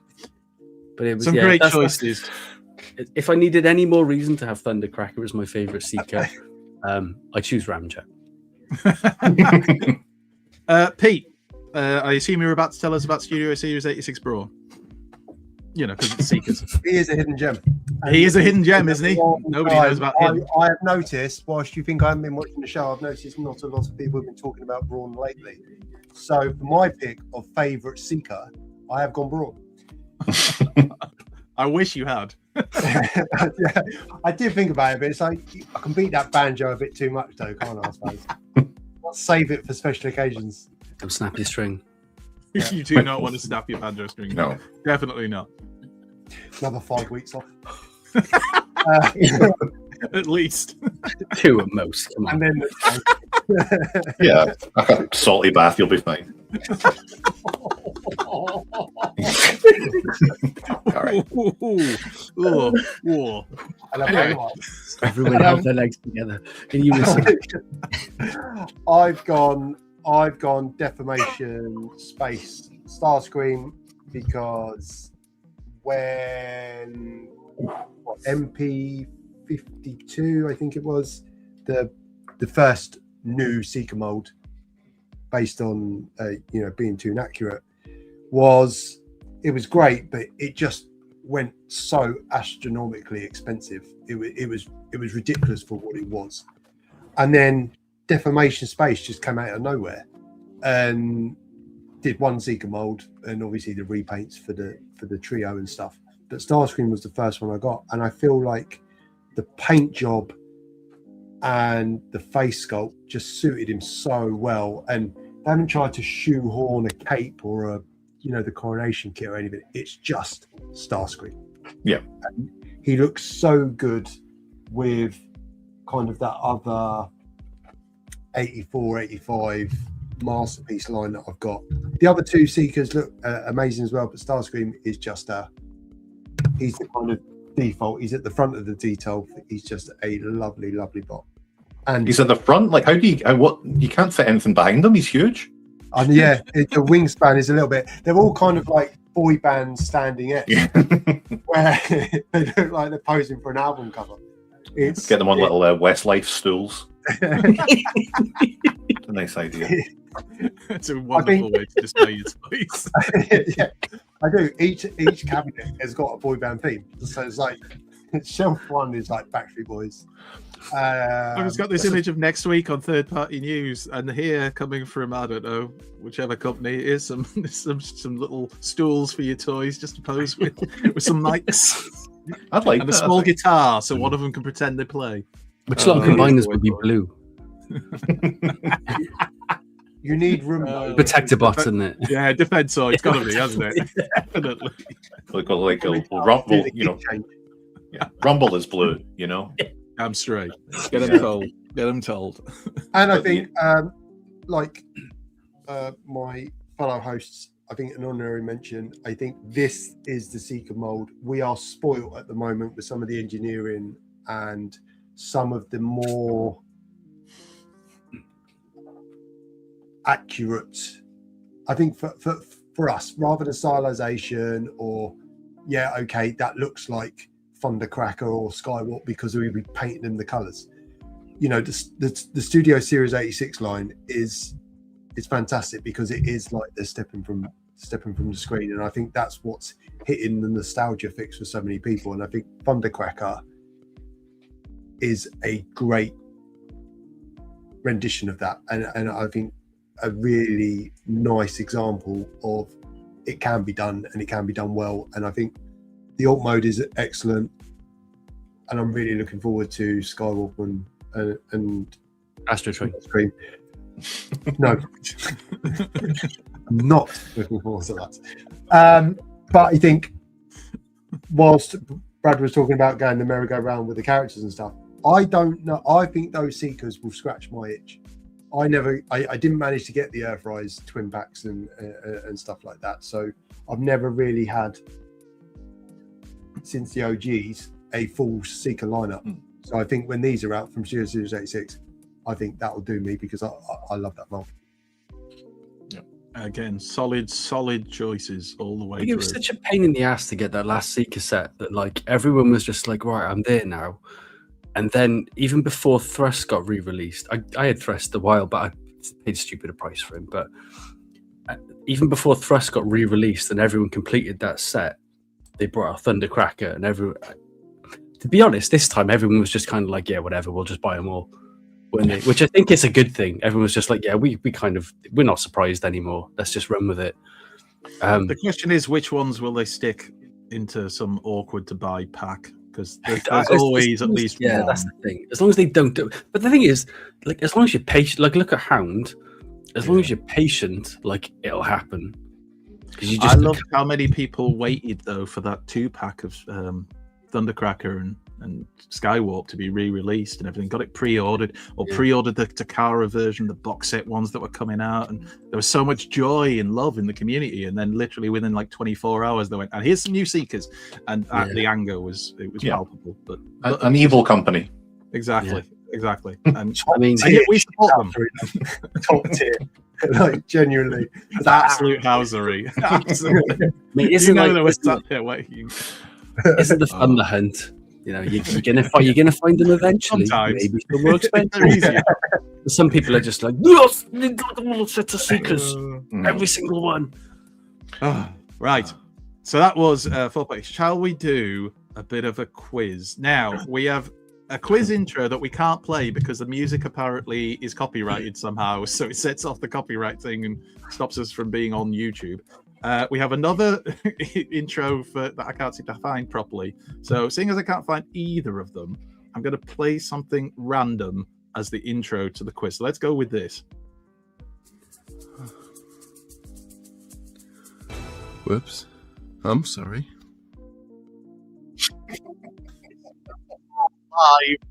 France apologize. Oh, my. Do you know there's a long version of that? It's a minute long, and there's a long story behind why, Gav. We'll explain it after the show. Right, it's quiz time. You know how this works now, and if you don't know how it works, listen up because I'm going to tell you. Three members of our panel are going to go now into the private chat option on the right-hand side of their screen. They're going to make sure they can't see the live chat just so there's no cheating, looking for answers from our learned audience. And we are going to run through a quiz consisting of 5 multiple choice questions about anything from Transformers history, but G1 does come up a lot. Anything from Transformers history, or multiple choice. So even if you've not got a clue about it, like the incredible quiz we had last week that was literally all about the Unicron trilogy with 2 people who know nothing about the Unicron trilogy, and one of them got every question right through the power of the guess. So if Moff can do it, you can do it too. So let's crack on. 5 questions, multiple choice, and a tiebreaker question, which will either break up a tie, or as we like to use it for, it really piss someone off because basically it's like a next goal wins. Yeah, sudden death. It was never meant to be that, but it just became that. So it's funny, so we do it. Right. So guys, are we all ready? Have we managed to close ourselves off from social media, other than obviously the society years ago? But yeah. This is where you'll be putting your answers, where I've just put some nonsense, and then I will break up the answers between each question with another bit of nonsense, just so I can keep track of who said what. I think that's everything I need to tell you. Shall we crack on? I think we should. Right, let's test your knowledge, and let's see who truly is a Transformers fan and who's a phony, Pete. Right, here we go. Number 1. Phony. Big phony. Anyway, number 1. Which Transformer is also sometimes known as Sig Omega? Which Transformer is sometimes also known as Sig Omega? You want us to get that scene, 2P? Is it A, Omega Supreme? Is it B, Sentinel Prime? Or is it C, Alpha Trion? So which Transformer is sometimes known as Sig Omega? Is it A, Omega Supreme, B, Sentinel Prime, or C, Alpha Trion? Which one could it be? A, B, or C? I'm not accepting my bum is well itchy as an answer, Pete. So... but again, there's creams and medicine that'll sort that out. Right. I don't normally read those comments out this time, right? Because that's the least offensive one. Right, we've all answered the questions.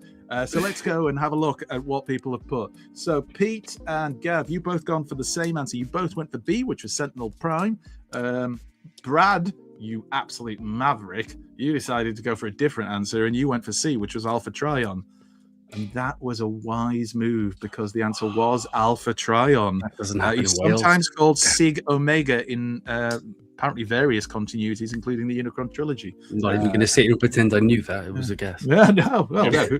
Obviously, I knew. I certainly didn't just find out when I researched the questions. Right. Let's crack on then. 1 point to Brad, 0 point. Nil point to Gav and Pete. They are like a British. Is it UK? Do we enter the Eurovision as UK or England? UK. I don't watch that UK, rubbish. yeah. It's UK, isn't it? Well, there you go. You're about as successful as our entry into that. Number 2. In the Marvel G1 comic continuity, what was the name of Buster Witwicky's best friend? So what was the name of Buster Witwicky's best friend? Was it A, Jesse, B, O, or C, Butch? A, Jesse, B, O, or C, Butch?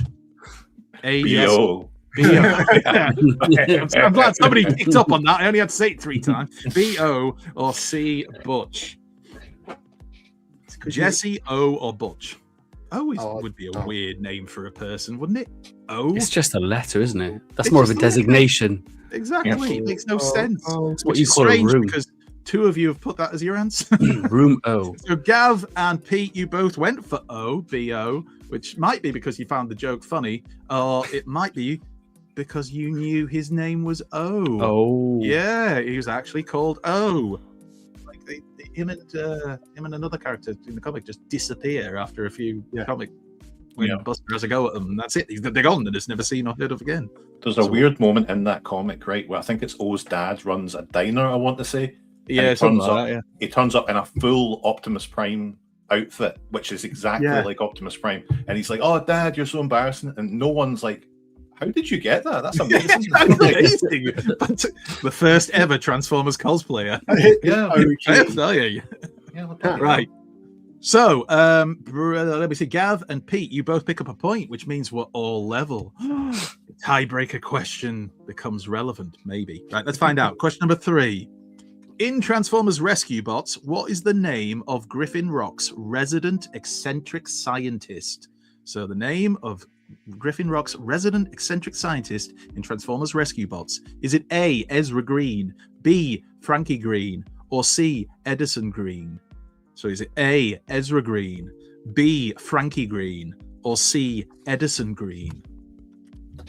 They're an eccentric scientist type. You can tell from my face. Big fan. Yeah, I thought so. I knew you would all be regular watchers of Transformers Rescue Bots, hence I threw the question in. You've all gone for the same answer. You all went for C, Edison Green, which would make sense, but it's wrong. It was A, Ezra Green. It was Edison pure question tennis, wasn't it?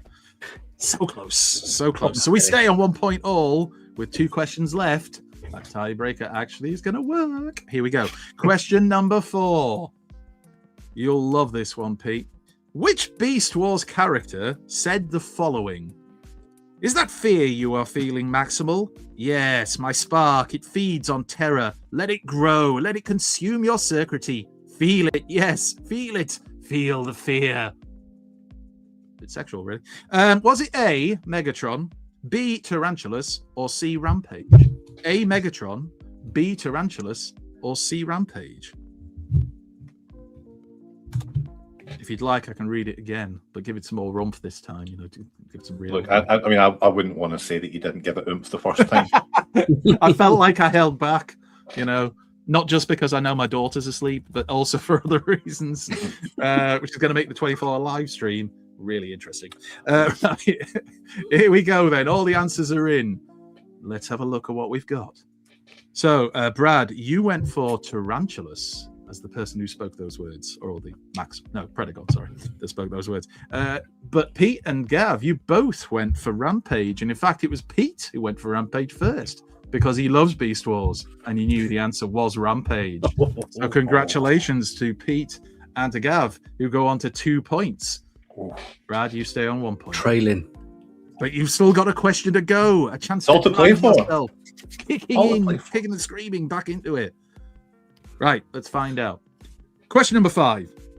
This is an easy one, I feel. I feel like I'll be disappointed in you if you don't get this one. Question number 5.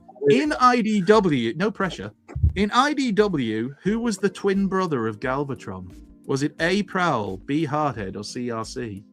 In IDW, who was the twin brother of Galvatron? Was it A, Prowl, B, Hardhead, or CRC? One of our panel feels confident, although his guessing could just be top tier. We're not sure. Right, let's see. All the answers are in. Everybody's gone for the same answer. I did say that if you got this question wrong, we would have to eject you from the fan. I mean, I didn't say that, but I kind of said it with my eyes, and I feel that you would have been fair, we would have to kick you out of the fandom. But you all got it right. The answer was CRC. So that means that Gav and Pete, you move on to 3 points each. I almost called you Bede. Brad, you're on 2 points, which does mean, sadly, that you are obviously the runner-up in the game. But it's next goal wins in tiebreaker question, where you can absolutely rip the piss out of everybody by stealing victory. Now, I can't claim one. I thought I'd make a nice, easy tiebreaker question for you, and we'll make it G1 themed. So here we go. Okay, a couple of things first. The closest answer wins. Obviously, if you get it dead on, that'll help. But also, if two people or more put the same answer, it's the first person to put the answer down that gets the point. And victory. First one to finish.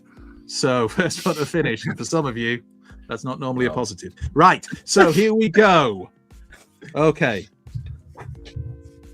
According to his G1 bio, fan favorite character Wheelie had an endurance rating, that's endurance rating of what out of 10?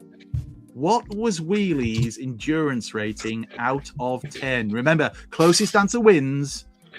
Or, well, you've all put different answers. Look at that. They were so quick. There's a spectrum there, isn't there? Yeah. Oh, well, I mean... Hang on. 0 to Shall 10. we build some suspense? Should we get the chat involved? Yeah, chuck them in there. Although some of them might be on the Well, yeah. Wikipedia. I can look at the chat now with answers, Yeah, we got a three. I mean, he is only a little guy. They might be right. He is true. It's true. But so is Haile Gebrselassie. What a wonderful comparison. I mean, all right. No, Claire, one guess. Oh, dear me. Dear me. Right, go on then. Can't take him anywhere. Right. No, one guess, Claire. You get one guess, not multiple guesses. That's understand the rules. Right, so let's have a look at what our panel have put. Brad, you went for 4 out of 10. You don't think he's got a lot of endurance. I'd like to think he's just like me. The rhyming, isn't it? Constantly rhyming. Pete, you thought a little bit more. You thought he's probably a 7. I think mediocre. I think he sits more in the 3K, 5K category rather than moving on into the 10K half marathon. I don't think he's got the speed to be an out and out 800, 1500 meter runner. So I think he's more of that kind of middle. It's not long distance. 3 miles is not long distance. It's quite interesting, really, when you say that, because a lot of people do think 5K is long distance, but it's not officially categorized by the IAAF. No, he was right. That was fascinating. He was right. That was interesting. But Gav, you absolute maverick. You said no. I'm not following the crowd. I'm going my own way, and you went with an 8. You think that little Wheelie has an endurance rating of 8? You have to have endurance. You have to. He did survive a long time, didn't he? Exactly. You need endurance for that. You're that annoying. You've got to have endurance to keep that level of annoying up. It's true. You do. Would you like to know the answer, boys? Mm-hmm. Who was won this week's quiz? So coming into this, Gav, you had 3 points. Pete, you had 3 points. Brad, you were behind on 2. You had the chance to steal. The correct answer is that according to his bio, Wheelie has endurance of 9, making Gav the closest and giving him victory in this quiz. And some would say justice for what happened at TFN last year. Not Paul, of course. I needed this. We all did. The world Exercise did. those demons. You can make a sandwich last a week. That's the stuff. Wheelie stuff. Just making it. Yeah. Coincidentally, is how long it would take to transform that prime we showed earlier. Right. Okay. That was the quiz. Thank you, everybody who played at home and joined in. Thank you to our wonderful panel for such a competitive game. I think we can all agree that justice was done when I hosted the quiz. Right, Gav, and thank you very much for being a worthy winner. And thank God it wasn't Pete. I just know a lot about Transformers, that's all. It's the knowledge. Knowledge is power. And that is definitely you. Let's do a discussion. Thank God, justice would have been... We now return to the Transformers. Sorry, what was that old man ranting at the clouds? I catch what you said. All right, I just got that. It would have been a story, right? He's been away training, comes back. You're not going to do another. Are you going to do another running analogy? Are you going to? I'll pick you again. Hemorrhaging viewers. No. Right, it's our discussion. And our discussion this week is, because this is our last show before our live 24-hour stream that will begin with next week's show. We're going to have a little bit of a discussion about the stream itself. We're going to have a look at the auction and raffle prizes that are going to be available. I'm going to show you some of those in a moment so that people can whet their appetites and salivate at the wonderful things they can either buy by bidding in competition with other people, or that they can possibly win if you get some raffle tickets. So if you are donating, and we've shown the QR code multiple times, please follow it. If you look in our show description, you will find the links to our charity pages and everything, and to the auction pages as well. If you donate, just mention when you donate, there's a place where you can make a little note. Just say that you want raffle tickets, and we will provide you with raffle tickets for your donation. So you don't have to do separate things. It's not like you've got to donate and buy raffle tickets, but you can, obviously, you know, money for the kids, Mary's Meals and all that. But yeah, we need more people to come in for the raffle tickets. Lots of people have donated money, but not necessarily asked for the raffle tickets. You can have them. They are waiting for you, the people. So please do donate, ask for some raffle tickets, and my lovely wife who's in the chat will sort you out with your raffle tickets and send you photos of said raffle tickets so you know what your numbers are. I'm going to do it. I think I'm. You know what? I think I'm going to do it. You can do it, Gav. I think I'm going to get those raffle tickets, and I'm going to win everything. Quite a lot. I'd say. Yeah.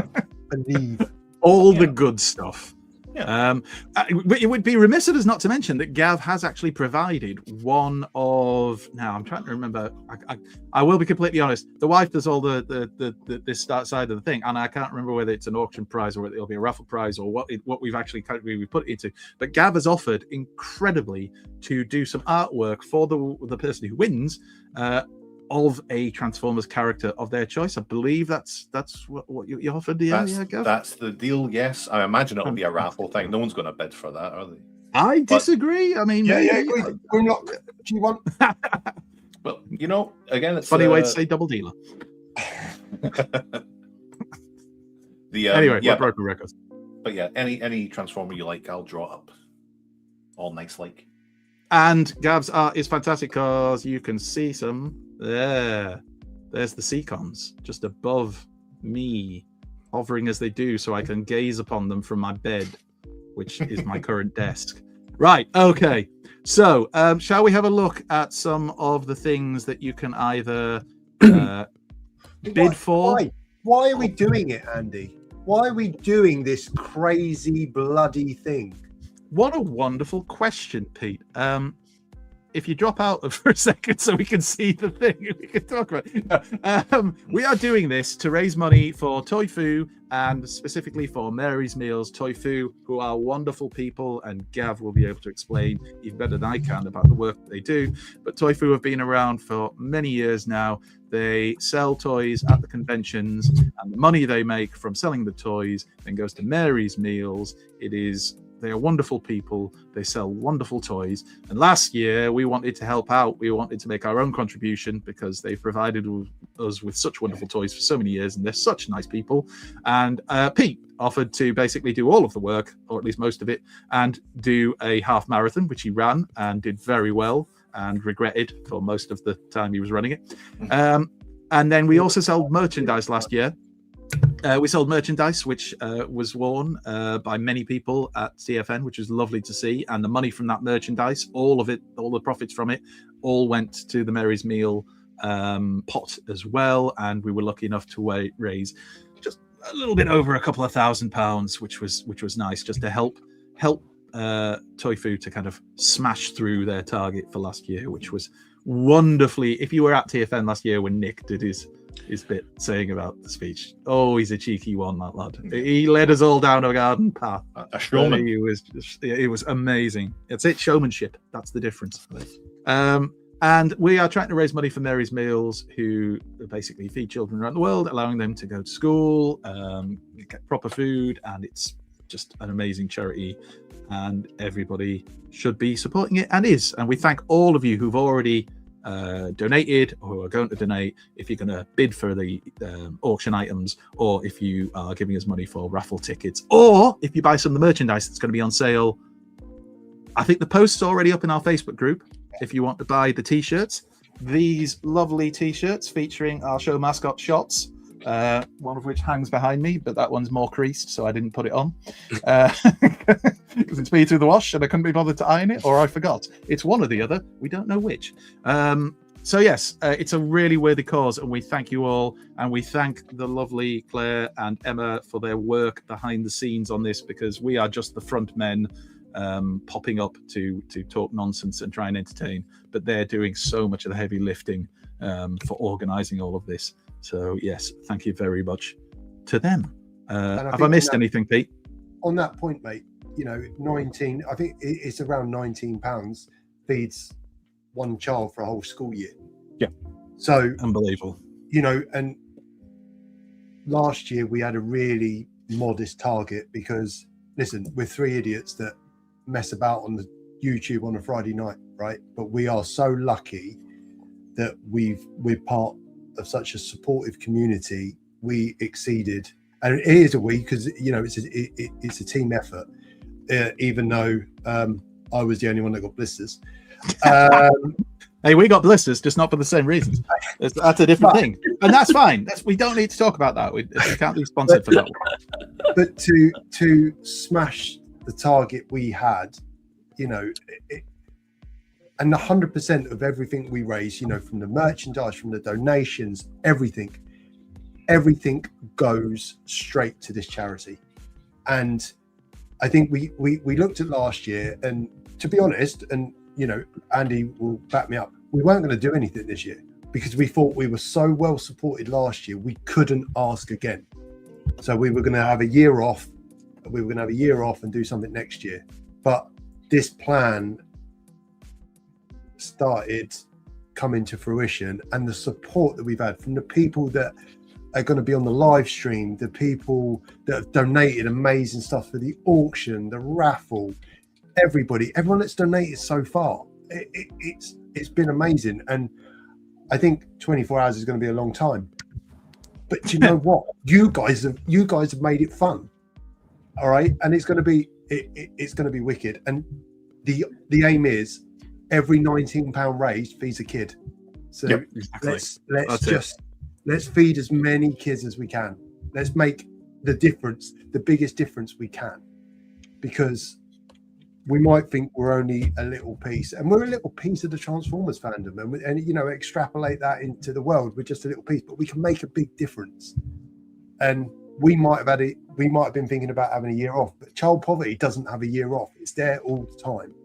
And I think, you know, we feel like we've got to try and help, and the support that we've received so far has been amazing. So if it's a donation, if it's a like, if it's a share, if it's a raffle ticket, whatever it is, we're just so glad for the support that we're receiving. That's it. Right, let's share. Let's have a look at some of the things people can get a hold of, because you know it's obviously nice to donate, but it's always nice if you get something back as well. So I won't talk about everything, because we have over the last couple of shows kind of shown off a lot of the things that have been donated. People have been so generous. Companies have been generous. The community has been so generous. People have been offering their time. We've had so much stuff, and we've still got stuff coming. So it's mad, but it's wonderful. So thank you to everyone. We have these incredible and rather hard to find Blockies Transformers 2026 year sets, which we will be offering up for auction as well. So thank you very much to Blockies, who've been brilliant in providing these for us. Very nice, very shiny Dinobots, and who doesn't want those, eh? Apart from Mick. I'm bidding on all of them. You are all the Dinobots. I'm bidding on all of them. I noticed Snarls in the middle because he is the best. Then we also have loads of other prizes. We've talked about a lot of these. I mean, again, all of these things have obviously been offered up as donations. You've got the chance to have the day driving cars and vehicles from the movies, and then be part of a road chase at the end of it. Not a real one, you know. It's not because it's illegal, or maybe it is. It's the fun of finding out, isn't it? All of these fantastic toys that have been donated by, again, people and companies from within the community. So many. We have been giving out kind of thanks to the companies, and we will list them all off as well later on. You can get Rock Lords. I mean, come on, Rock Lords. I mean, come on, folk. This actually has now got me I was just joking earlier about helping out and doing all this, but now I'm like, I want those Rock Lords. Now this is good stuff. You can bid for these Rock Lords, get 8 Rock Lords. Start your Rock Lords collection with these 8 wonderful Rock Lords, which I think were donated by the Yorkshire Pick, a lovely bloke as well. All these things that were donated by friends and people in the community, and in-demand toys, and we've got stuff from Dave Wallace here. We've got a boxed Crumple Zone. We've got a boxed Skywarp. And that Skywarp is lovely as well. We've got Legends of Cybertron Megatron that's signed, sealed in its packet, and signed by David Kay himself as the voice actor. We've got some retro G1 bots. We've got I forgot what it's called now, but we've got so many. I love the fact I didn't even realize that hook and that packaging doesn't have hook. It just called Constructicon because they were all just Constructicon, weren't they? Oh. Mental. It's a piece of history. It's sealed on card, as is the Snarl. Again, Action Master Snarl, the best Action Master, still sealed on its card, as it would have been in about 1990 or whichever year it came out. We've got some Masterpiece bots for those of you who love your Masterpiece bots that have again been very kindly donated. We have hard to find Japanese Arms Micron Cliff Jumper with the translucent plastic. It's the Terracon version. Beautiful stuff.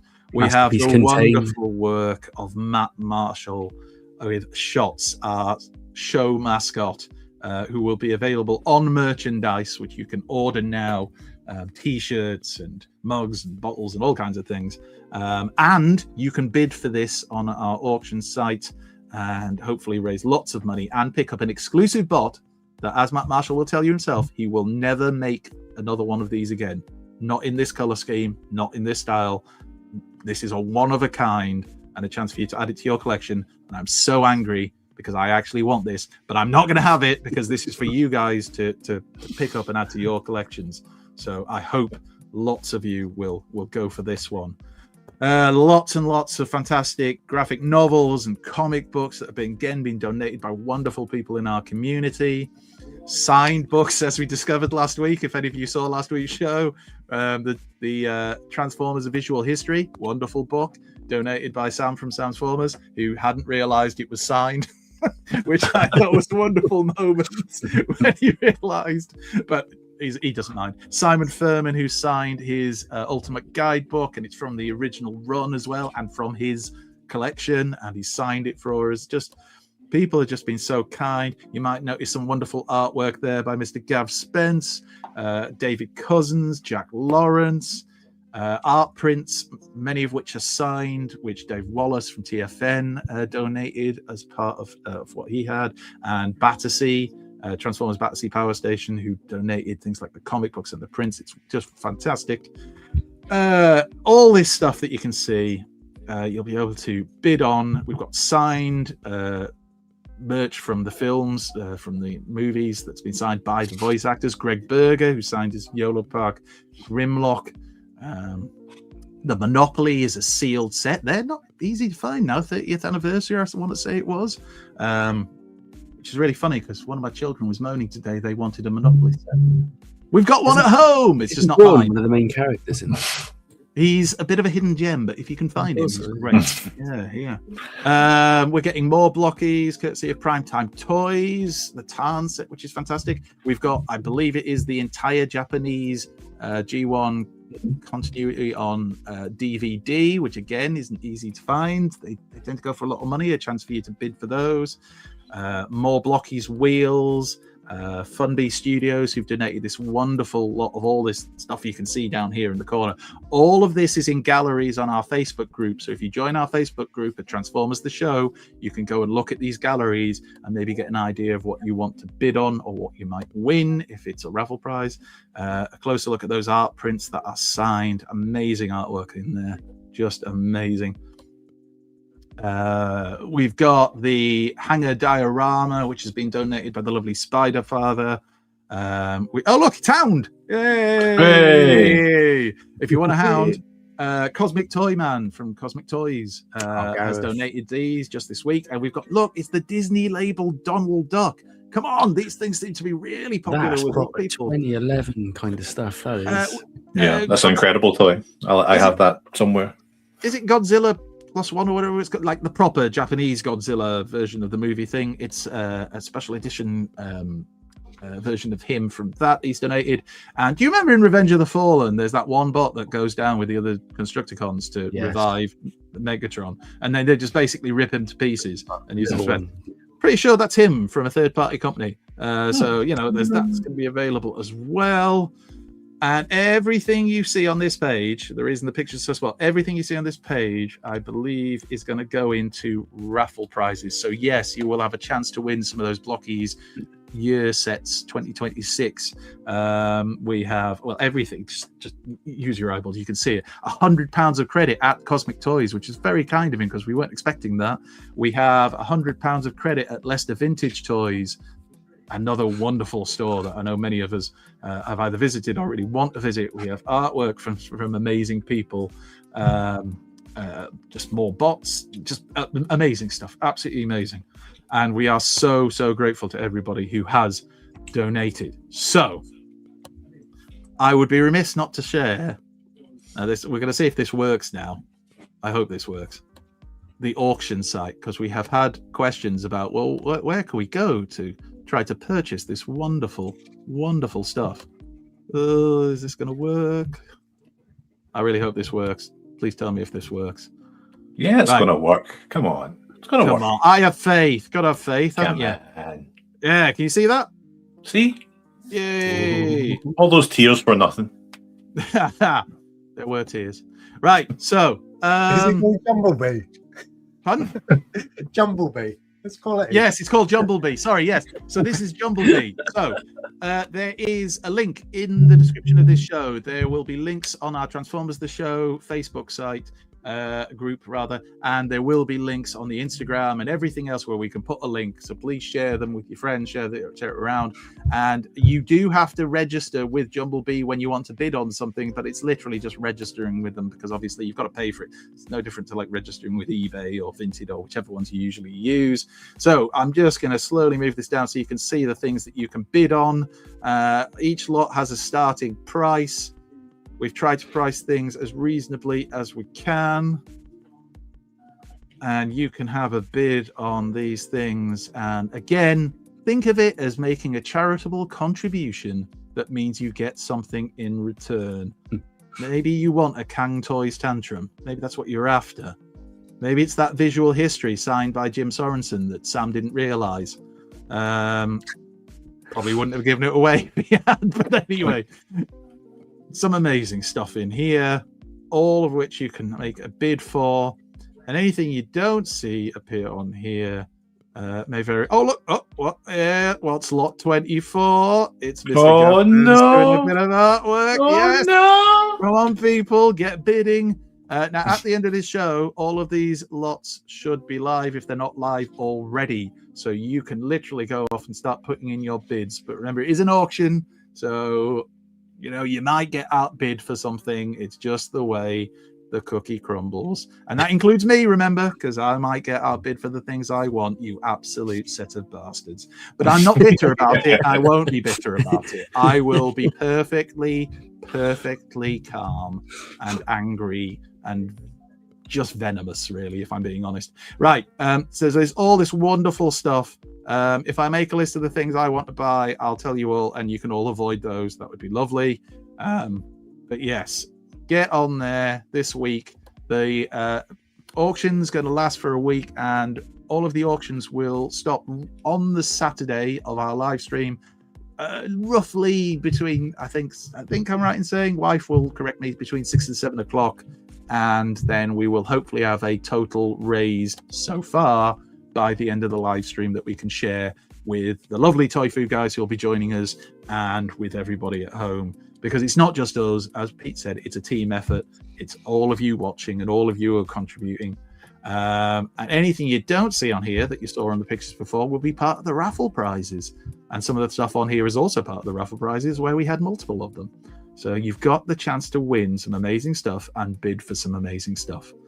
Does that all make sense? Because I feel like I've been talking for an awfully long time. You just put a shift in, Chief. That was an absolute voice shift. Can you tell I teach? Yeah. Could you go through those donations again, please? No. Okay. But I thank you for asking. You know what, Andy? Do you know what, Andy? If people look, the idea is for us to raise as much money as possible. We've said that. But you know what? If you're not in a position to, support it by bidding or buying raffle tickets, please just get in the stream, get involved in the comments, like it, share it. Share it with your friends, share it social media, share it with everyone. Other people might be interested. It's a community thing, and I think spreading awareness and getting people involved is really important as well. It's not just all about the money. So that's true. Please just get involved. Just get involed. Yes. Yeah. No, we've seen like an incredible I help out by doing the TM UK table at TF Nation, like usually at the Minicon in Manchester or at the main show, and it's incredible how people have taken to this as like, again, just even things like this the Transformers, the show being like, we're doing this for Mary's Meals to help to support Toy Fu, and like people are just the comic stuff that's going on right now with the Thunderclash book that we do every year. It's just I am no longer surprised by the generosity of the community, because it's been so, like you're saying, we don't know if we'll be able to get the support next year. Like this community is so packed with people who are willing to support this stuff and contribute to a good cause. Like I have never known the like, and you would never credit it to Transformers fans, but they're actually quite nice. I know, it's amazing. Not like us. Yeah, but if you look at the top of the screen, you can see that the funds raised amount starts going up, and it's already gone up from the £6 it was initially at to £33. So we have an update, Andy. Oh, straight from the news desk. We are already at 25% of our target. Woohoo! Come on, people. That's fantastic. Thank you so much to everyone who's. But the target is merely a guide. Yeah, people. Let's smash it. It's merely a guide. Yeah. It's not a goal. It's just a target. Exactly. And once we hit a target, we set ourselves the next target, and we keep progressing. Anyway, so we've probably talked a lot trying to sell this, and there is a reason, because obviously we do need to make people aware, and we've had a lot of questions about where can I bid, when can I bid, and things like that, and that is now all available for you. But I do it would be remiss of me not to say to you, don't forget to get your raffle tickets as well. Whether it's £1, you get one raffle ticket, £5, you get 5 raffle tickets, however many you want to put in. Somebody this week paid £50 for raffle tickets. I mean, God love you all. You're wonderful, wonderful people.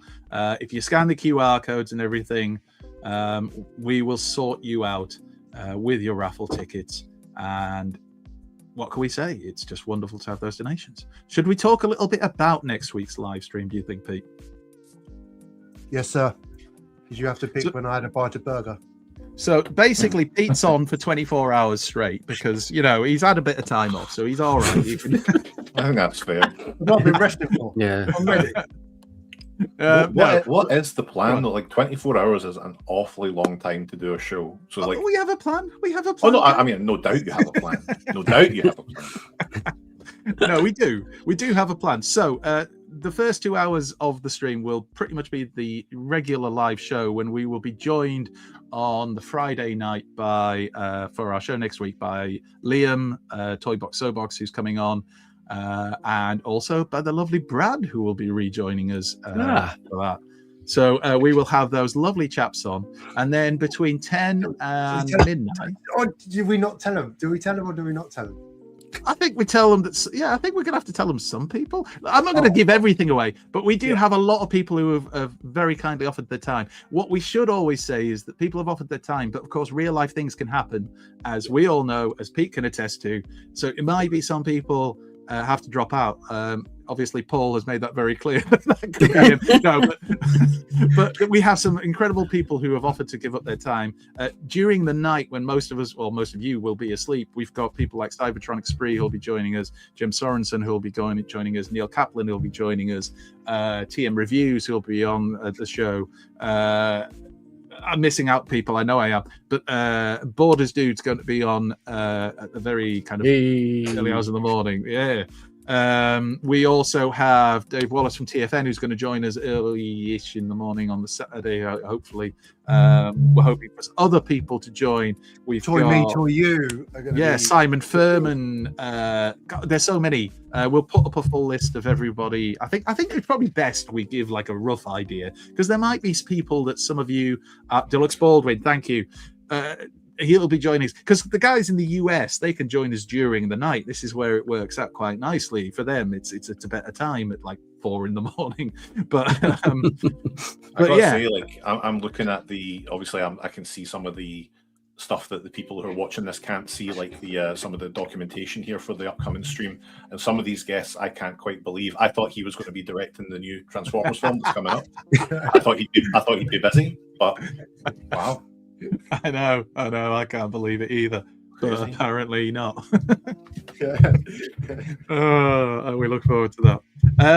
Yeah, we will put up a schedule, as my wife has pointed out, and so I think people will. There might be things people really want to tune in for, and there's even people who've suggested they're going to try and stay up for the whole 24 hours to be a part of it, which would be madness. And please look after yourselves. You have to be sensible. Even we're getting short breaks of a couple of hours. So try and rest. Electrolytes, at least, If you are insane enough to try and watch us for 24 hours, that's on you. All right. I mean, Pete, I do watch you for 24 hours. From a legal point of view, though, Pete, we have to say that, and we'll ignore Brad's comment, as disturbing as it might be, because it's true. No, we will. CCTV. Is that just an Etch a Sketch? As you look through a window. HD Etch a Sketch. But yeah, we will break it up a little bit. So it might be that you find sometimes there's only one of us on at that part of the stream. There might be 2 of us on for part of the stream. Ideally, 2 of us, simply because if something would happen technically to one of us, so like if my laptop dies and it was just me on, then the whole stream would go down. So you can see why we might want to have a bit of backup just in case. But yeah, we are very lucky. I believe, Mr. Gav Spence, you'll be joining us at some point as well. We haven't asked you. We're just telling you now. You have to come on. That's not true. I've been your team reached out. Our team has reached out. Yes, my people reached out and we spoke. We've got an agreement in place. Your people spoke to my people. It was fantastic. Yeah. And again, I will give massive praise to my other half. She's done an incredible job of organizing a lot of this, a lot of it. And it might sound simple. It's really not. And trying to kind of get answers from people. What I've also learned is that my wife now seems to know more people in the community than I do, which is incredible, as she doesn't even like Transformers. But here we are. This is I don't know what's happening, Dave. Don't have a clue. And that's most of the time at all. So yeah. This is how we do it. This is my wife, Lindsay. Hello, Lindsay. She does a lot more work than I do at TFN now by being on the toy food table. She spends the full weekend running up and down, going crazy with all of those reprobates looking for Transformers, while I just sit at the TMUK table, like, We it should be said, we will have obviously a lot of guests on. Now we can't just keep doing the show every 2 hours, because that would just be ridiculous. So instead, not like a 24-hour live stream, which is really sensible. So instead, each guest that comes on as we go through the live stream, it'll be a case of having a bit of a chat with them, and then they get to pick a topic of their choice for the last half an hour, which obviously anybody in the live chat, you can get involved, you can, ask your questions, you can offer your opinions. So any of our guests who are watching, who might be out there watching, you just have a think. What do you want to talk about for that second half an hour? And this is in no way a method of cutting down the work for all of us. There may be quizzes. I don't know. If I've got time, I'll do some quizzes. We are lucky enough we have access to the wonderful Kahoot, which if you were at TFN Manchester, you'll be aware of, because that Kahoot would mean that people watching at home would be able to join in the quizzes. So we find out who the real knowledgeable people are, not just Gav. So yeah, we could have a lot of stuff going on, and we are finishing the stream. I hope. Sorry about that. We are finishing the stream with hopefully some of the Toy Food guys joining us to come on and be there when we find out, how much money has this incredible community raised so far for Mary's Meals. But again, I'll also mention that the merch, like the t-shirts and everything else, they will be available all the way up to TFN in July, August. So yeah, you'll have a chance to buy those. And again, that will raise money for the same cause. It all goes into the same pot at the end of the day. Yep. I don't think this has been done before, is it? Like nothing like this. Like I've been around since like the early 2000s. This hasn't been done before. No, there's been streams that have more been like, remember in the COVID times we had the bots at home, which was we had bots at home and blast from the past. But no, that was full day. But there's 24 hours from one team. This is like a really unfunny version of comic relief for 24 hours. So we'll see how it goes. You guys watching will really have to like us to sit through this, especially when we're sleep deprived and we're tired. And those bits where we have to just pop off to go to the loo while we're talking to some guests and leave them talking to themselves.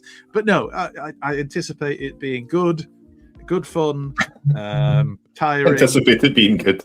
That's the best I can give you, Gav. It'll be good. What can I say? It'll be extremely mid. At the end of the day, I think. What about this? Right, this could be a thing for the 24-hour live stream. Live news desk. Right, so you keep an eye on the Transformers news sites, and then people could be chatting away, and they'll be like, "Yeah, so this is my favorite," and you'll be like, "Stop! We're just getting word. DX9 are doing a quick mix. Get those pictures up now." And the TFW comments, because that is never a bad thing, is it? The live comment. New Age Toys have just dropped another dick. Let's have a look at it. It's fantastic. That's their side swipe for those of you who are uninitiated. It's nothing filthy. Wow, auction is up at over £200 already. That is madness. That is wonderful. Thank you so much for those of you. I'm looking forward to coming in at 4 p.m. the next day and assessing the level of malnourishment that's happening. Oh yeah, what do we do about eating? I'm just going to eat on. It's have to be just wrestlers, isn't it? That's it. Cold wrestlers. If you just go off. I mean, yeah, but you'll still hear me crunching on the crisps. I'm not mute and eat an apple or something. I've got to ask. I think you'll still be like, well, of course I'll be eating crisps. I'm not going to go for soft or not noisy foods. It'll be crisps. Yeah. Can't just survive off hot dogs the whole way through. It's got to be something with a bit of crunch to it, and an apple at some point, right in the middle of Simon Furman answering a question, just something really loud next to the mic. We are going to go 2 hours of the stream is actually going to be us streaming the new Master of the Universe film. It might be legally on YouTube. That'll go down great with YouTube. For the kids! Or even better, we're just watching it and we just tell everybody what happens in it. The spoilers for everyone. Well, I can't believe she's in it. Yeah. I know refresh the page on screen. I know that, but I'm concerned that it'll kick me out. But it hasn't. There we go. £310. Loving it. Wow. Loving it. That's banging. Loving it like that.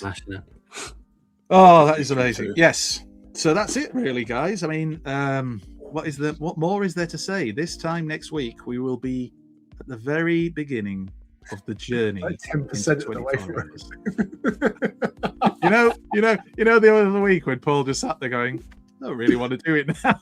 Yeah. It's that moment you have. I'm busy, fellas. You're right. If you're right, by the time it finishes, it's like getting intense dental surgery. By the time you end, at the end of it, you'll be like, no, that flew in, actually. Yeah. For 24 hours of intense dental surgery. What a wonderful way of describing it. It'll be fine. The whole point is to raise money for food, but I nominate Paul to go full liquid diet for 24 hours. Well, you can take it. This was Paul's idea, and he really seemed to go off the idea when we pointed out that if we're on for 24 hours, you can't be drinking for 24 hours of the stream. That would be bad. I mean, Paul could, but he wouldn't. Yeah. So we probably won't have a drink until probably the Saturday night, and then we'll have a couple of cheeky drinks just to ease us through those difficult last 4 hours. Stick on those fuel canisters and lollipops. Those difficult last 18 hours. Just all Solero. So it starts the same time as normal, Friday, 8 o'clock. Yeah, that was a real drop of the ball, if I'm being honest with you, Yeah. Gav, when we decided to start it at 8 p.m. when we do the show normally and just do it for 24 hours. And then, you know, people have since said to us, why didn't you like start at a sensible hour, like in the morning or something? And then you'd be finished by the... Yeah. But no, because we're mavericks. We do it our way. It adds a little bit more viva-voom. Exactly. It adds a little bit more what? Viva-voom? Yeah, it's different. A bit more viva-voom. It's Renault Clio, but like... Yeah. Vava-voom. Thierry Henry was the... It's not the it's not the middle of the night. It's like that's the stuff that like you'll be up for it. It's like the 3 in the afternoon. Yeah, that'll be hard. Pushing through at that point. We've got some lovely people coming on that afternoon though, so you know, I'm hoping they will help us to raise our game. Are you gonna shift it? Are you gonna like take like a 2-hour sleep break, or you go in all the way? That's the plan. We have currently got it broken up a little bit to allow for at least a few hours to get some sleep. But we'll see. Maybe I'll decide screw it and just go for the whole 24 hours and then massively regret it for the rest of that weekend. But we'll see. No regrets. No regrets. Sorry, I really want to go and watch Master of the Universe on Sunday. But I feel like I'm just going to be. I think you should go like just asleep in the comfy recliner. You finish at 8 on the Saturday, I'm assuming. Yeah. Night you can sleep. That's 12 hours. That'll catch you up. Well, as I say, this is my bedroom, so I can just crawl straight into bed. I just won't even end the live stream. You We'll just could leave it running. broadcast from bed. Yeah, you know, and it'll be peak, absolutely peak. I'm trying to figure out what Mick means by Andy versus me on the stream. Are we talking about some kind of fight? Are we gladiatorial combat? I'm not sure how that'll work through the medium of streaming. And across like the Irish Channel as well with me. Yeah. I'm not going across there, no. That's a reach. It's stormy, that is. I mean, my arms aren't short, but they're not that long. Some kind of swimming contest where you meet in the middle. Trajectories there have a lot to do By with the time we get there, we've learned a lot about ourselves, so we just embrace and float there for a while. This is why no one likes going across the Irish Channel. Takes us, and we inevitably drown. Tragic but beautiful. Even in a heat wave, it's winter. Breaking news. Go on. The universe is coming out during the week. It is actually, yeah. I didn't want to break it to you, but I'm going to see it next week. So, yeah, I think we're down for Friday. I think early doors. Dear me. I've been looking at this on Primetime Toys, not to do too much of a plug, but they have the role play replica Grayskull, like the sword, but it's in German. Yes, it is. And I'm like, that's hilarious. I might actually prefer that. All the phrases are in German, which I believe was not necessarily realised when it was ordered. I want to hear what those sound like. I can't wait. There was a guest at TFUK Con who had flown all the way over from Germany, and I want to say she bought one of them. So you know, you'd be delighted. Imagine you come all that way. Oh, you guys knew I was coming. Wonderful. Anyway, yes. Do we have anything else we need to add? I'm kind of asking you, Pete, but I also know Claire's watching, so she'll put a comment. Someone came from Germany and had to listen to me sing. That's the best part of my weekend. Hey, let's talk about that just very briefly. But Brad and Ian Arrowfire, what a wonderful job they did at TFUK Con. Fantastic music. Brad's singing was like the angels. Stan Bush would have been proud, as would Chester Bennington. God rest his soul. It was really, really good. And also shout out to Mr. Dave Wayne, Mr. Toy Slice, who was the first one. I didn't realize this. We all got up and started, dancing around and clapping like idiots, as middle-aged people do at these things. And I watched a video that showed the first person to get up and start encouraging people to stand up was Mr. Dave Wayne. So thank you, Dave. We appreciate that. We had a great time. That was one of the highlights of the year for me. That was amazing. Oh, it was playing brilliant. Live shows as well. I loved it. It was great. Just a room full of my mates clapping along. It was fantastic. Great. Loved it. Thanks. Every day should be like that. Oh, Claire said we've covered everything. Thank God. Shall we wrap it up then, boys, and let everybody get to bed and try and get a week's worth of sleep before Friday? Exactly. Yeah. Get some kit while you can. Yeah, well, thank you very much for joining us tonight. It has been a wonderful to get to spend time with yourselves, Gav and Brad. Thank you so much for coming on. We look forward to seeing you next week when you can revive us with your sheer charisma and energy as we flag and start to seriously question our life choices. Thank you to all of you watching. Thank you to everybody who's bid already on those items, to people who've donated while the show's been on, people who've donated beforehand, people who've donated the prizes and the auction items. It is mind-blowing how incredible this community is, and we love and appreciate you all for it. Get some rest, and we will see you all in a week's time. Goodbye, everybody. It's time for Transformers, the show!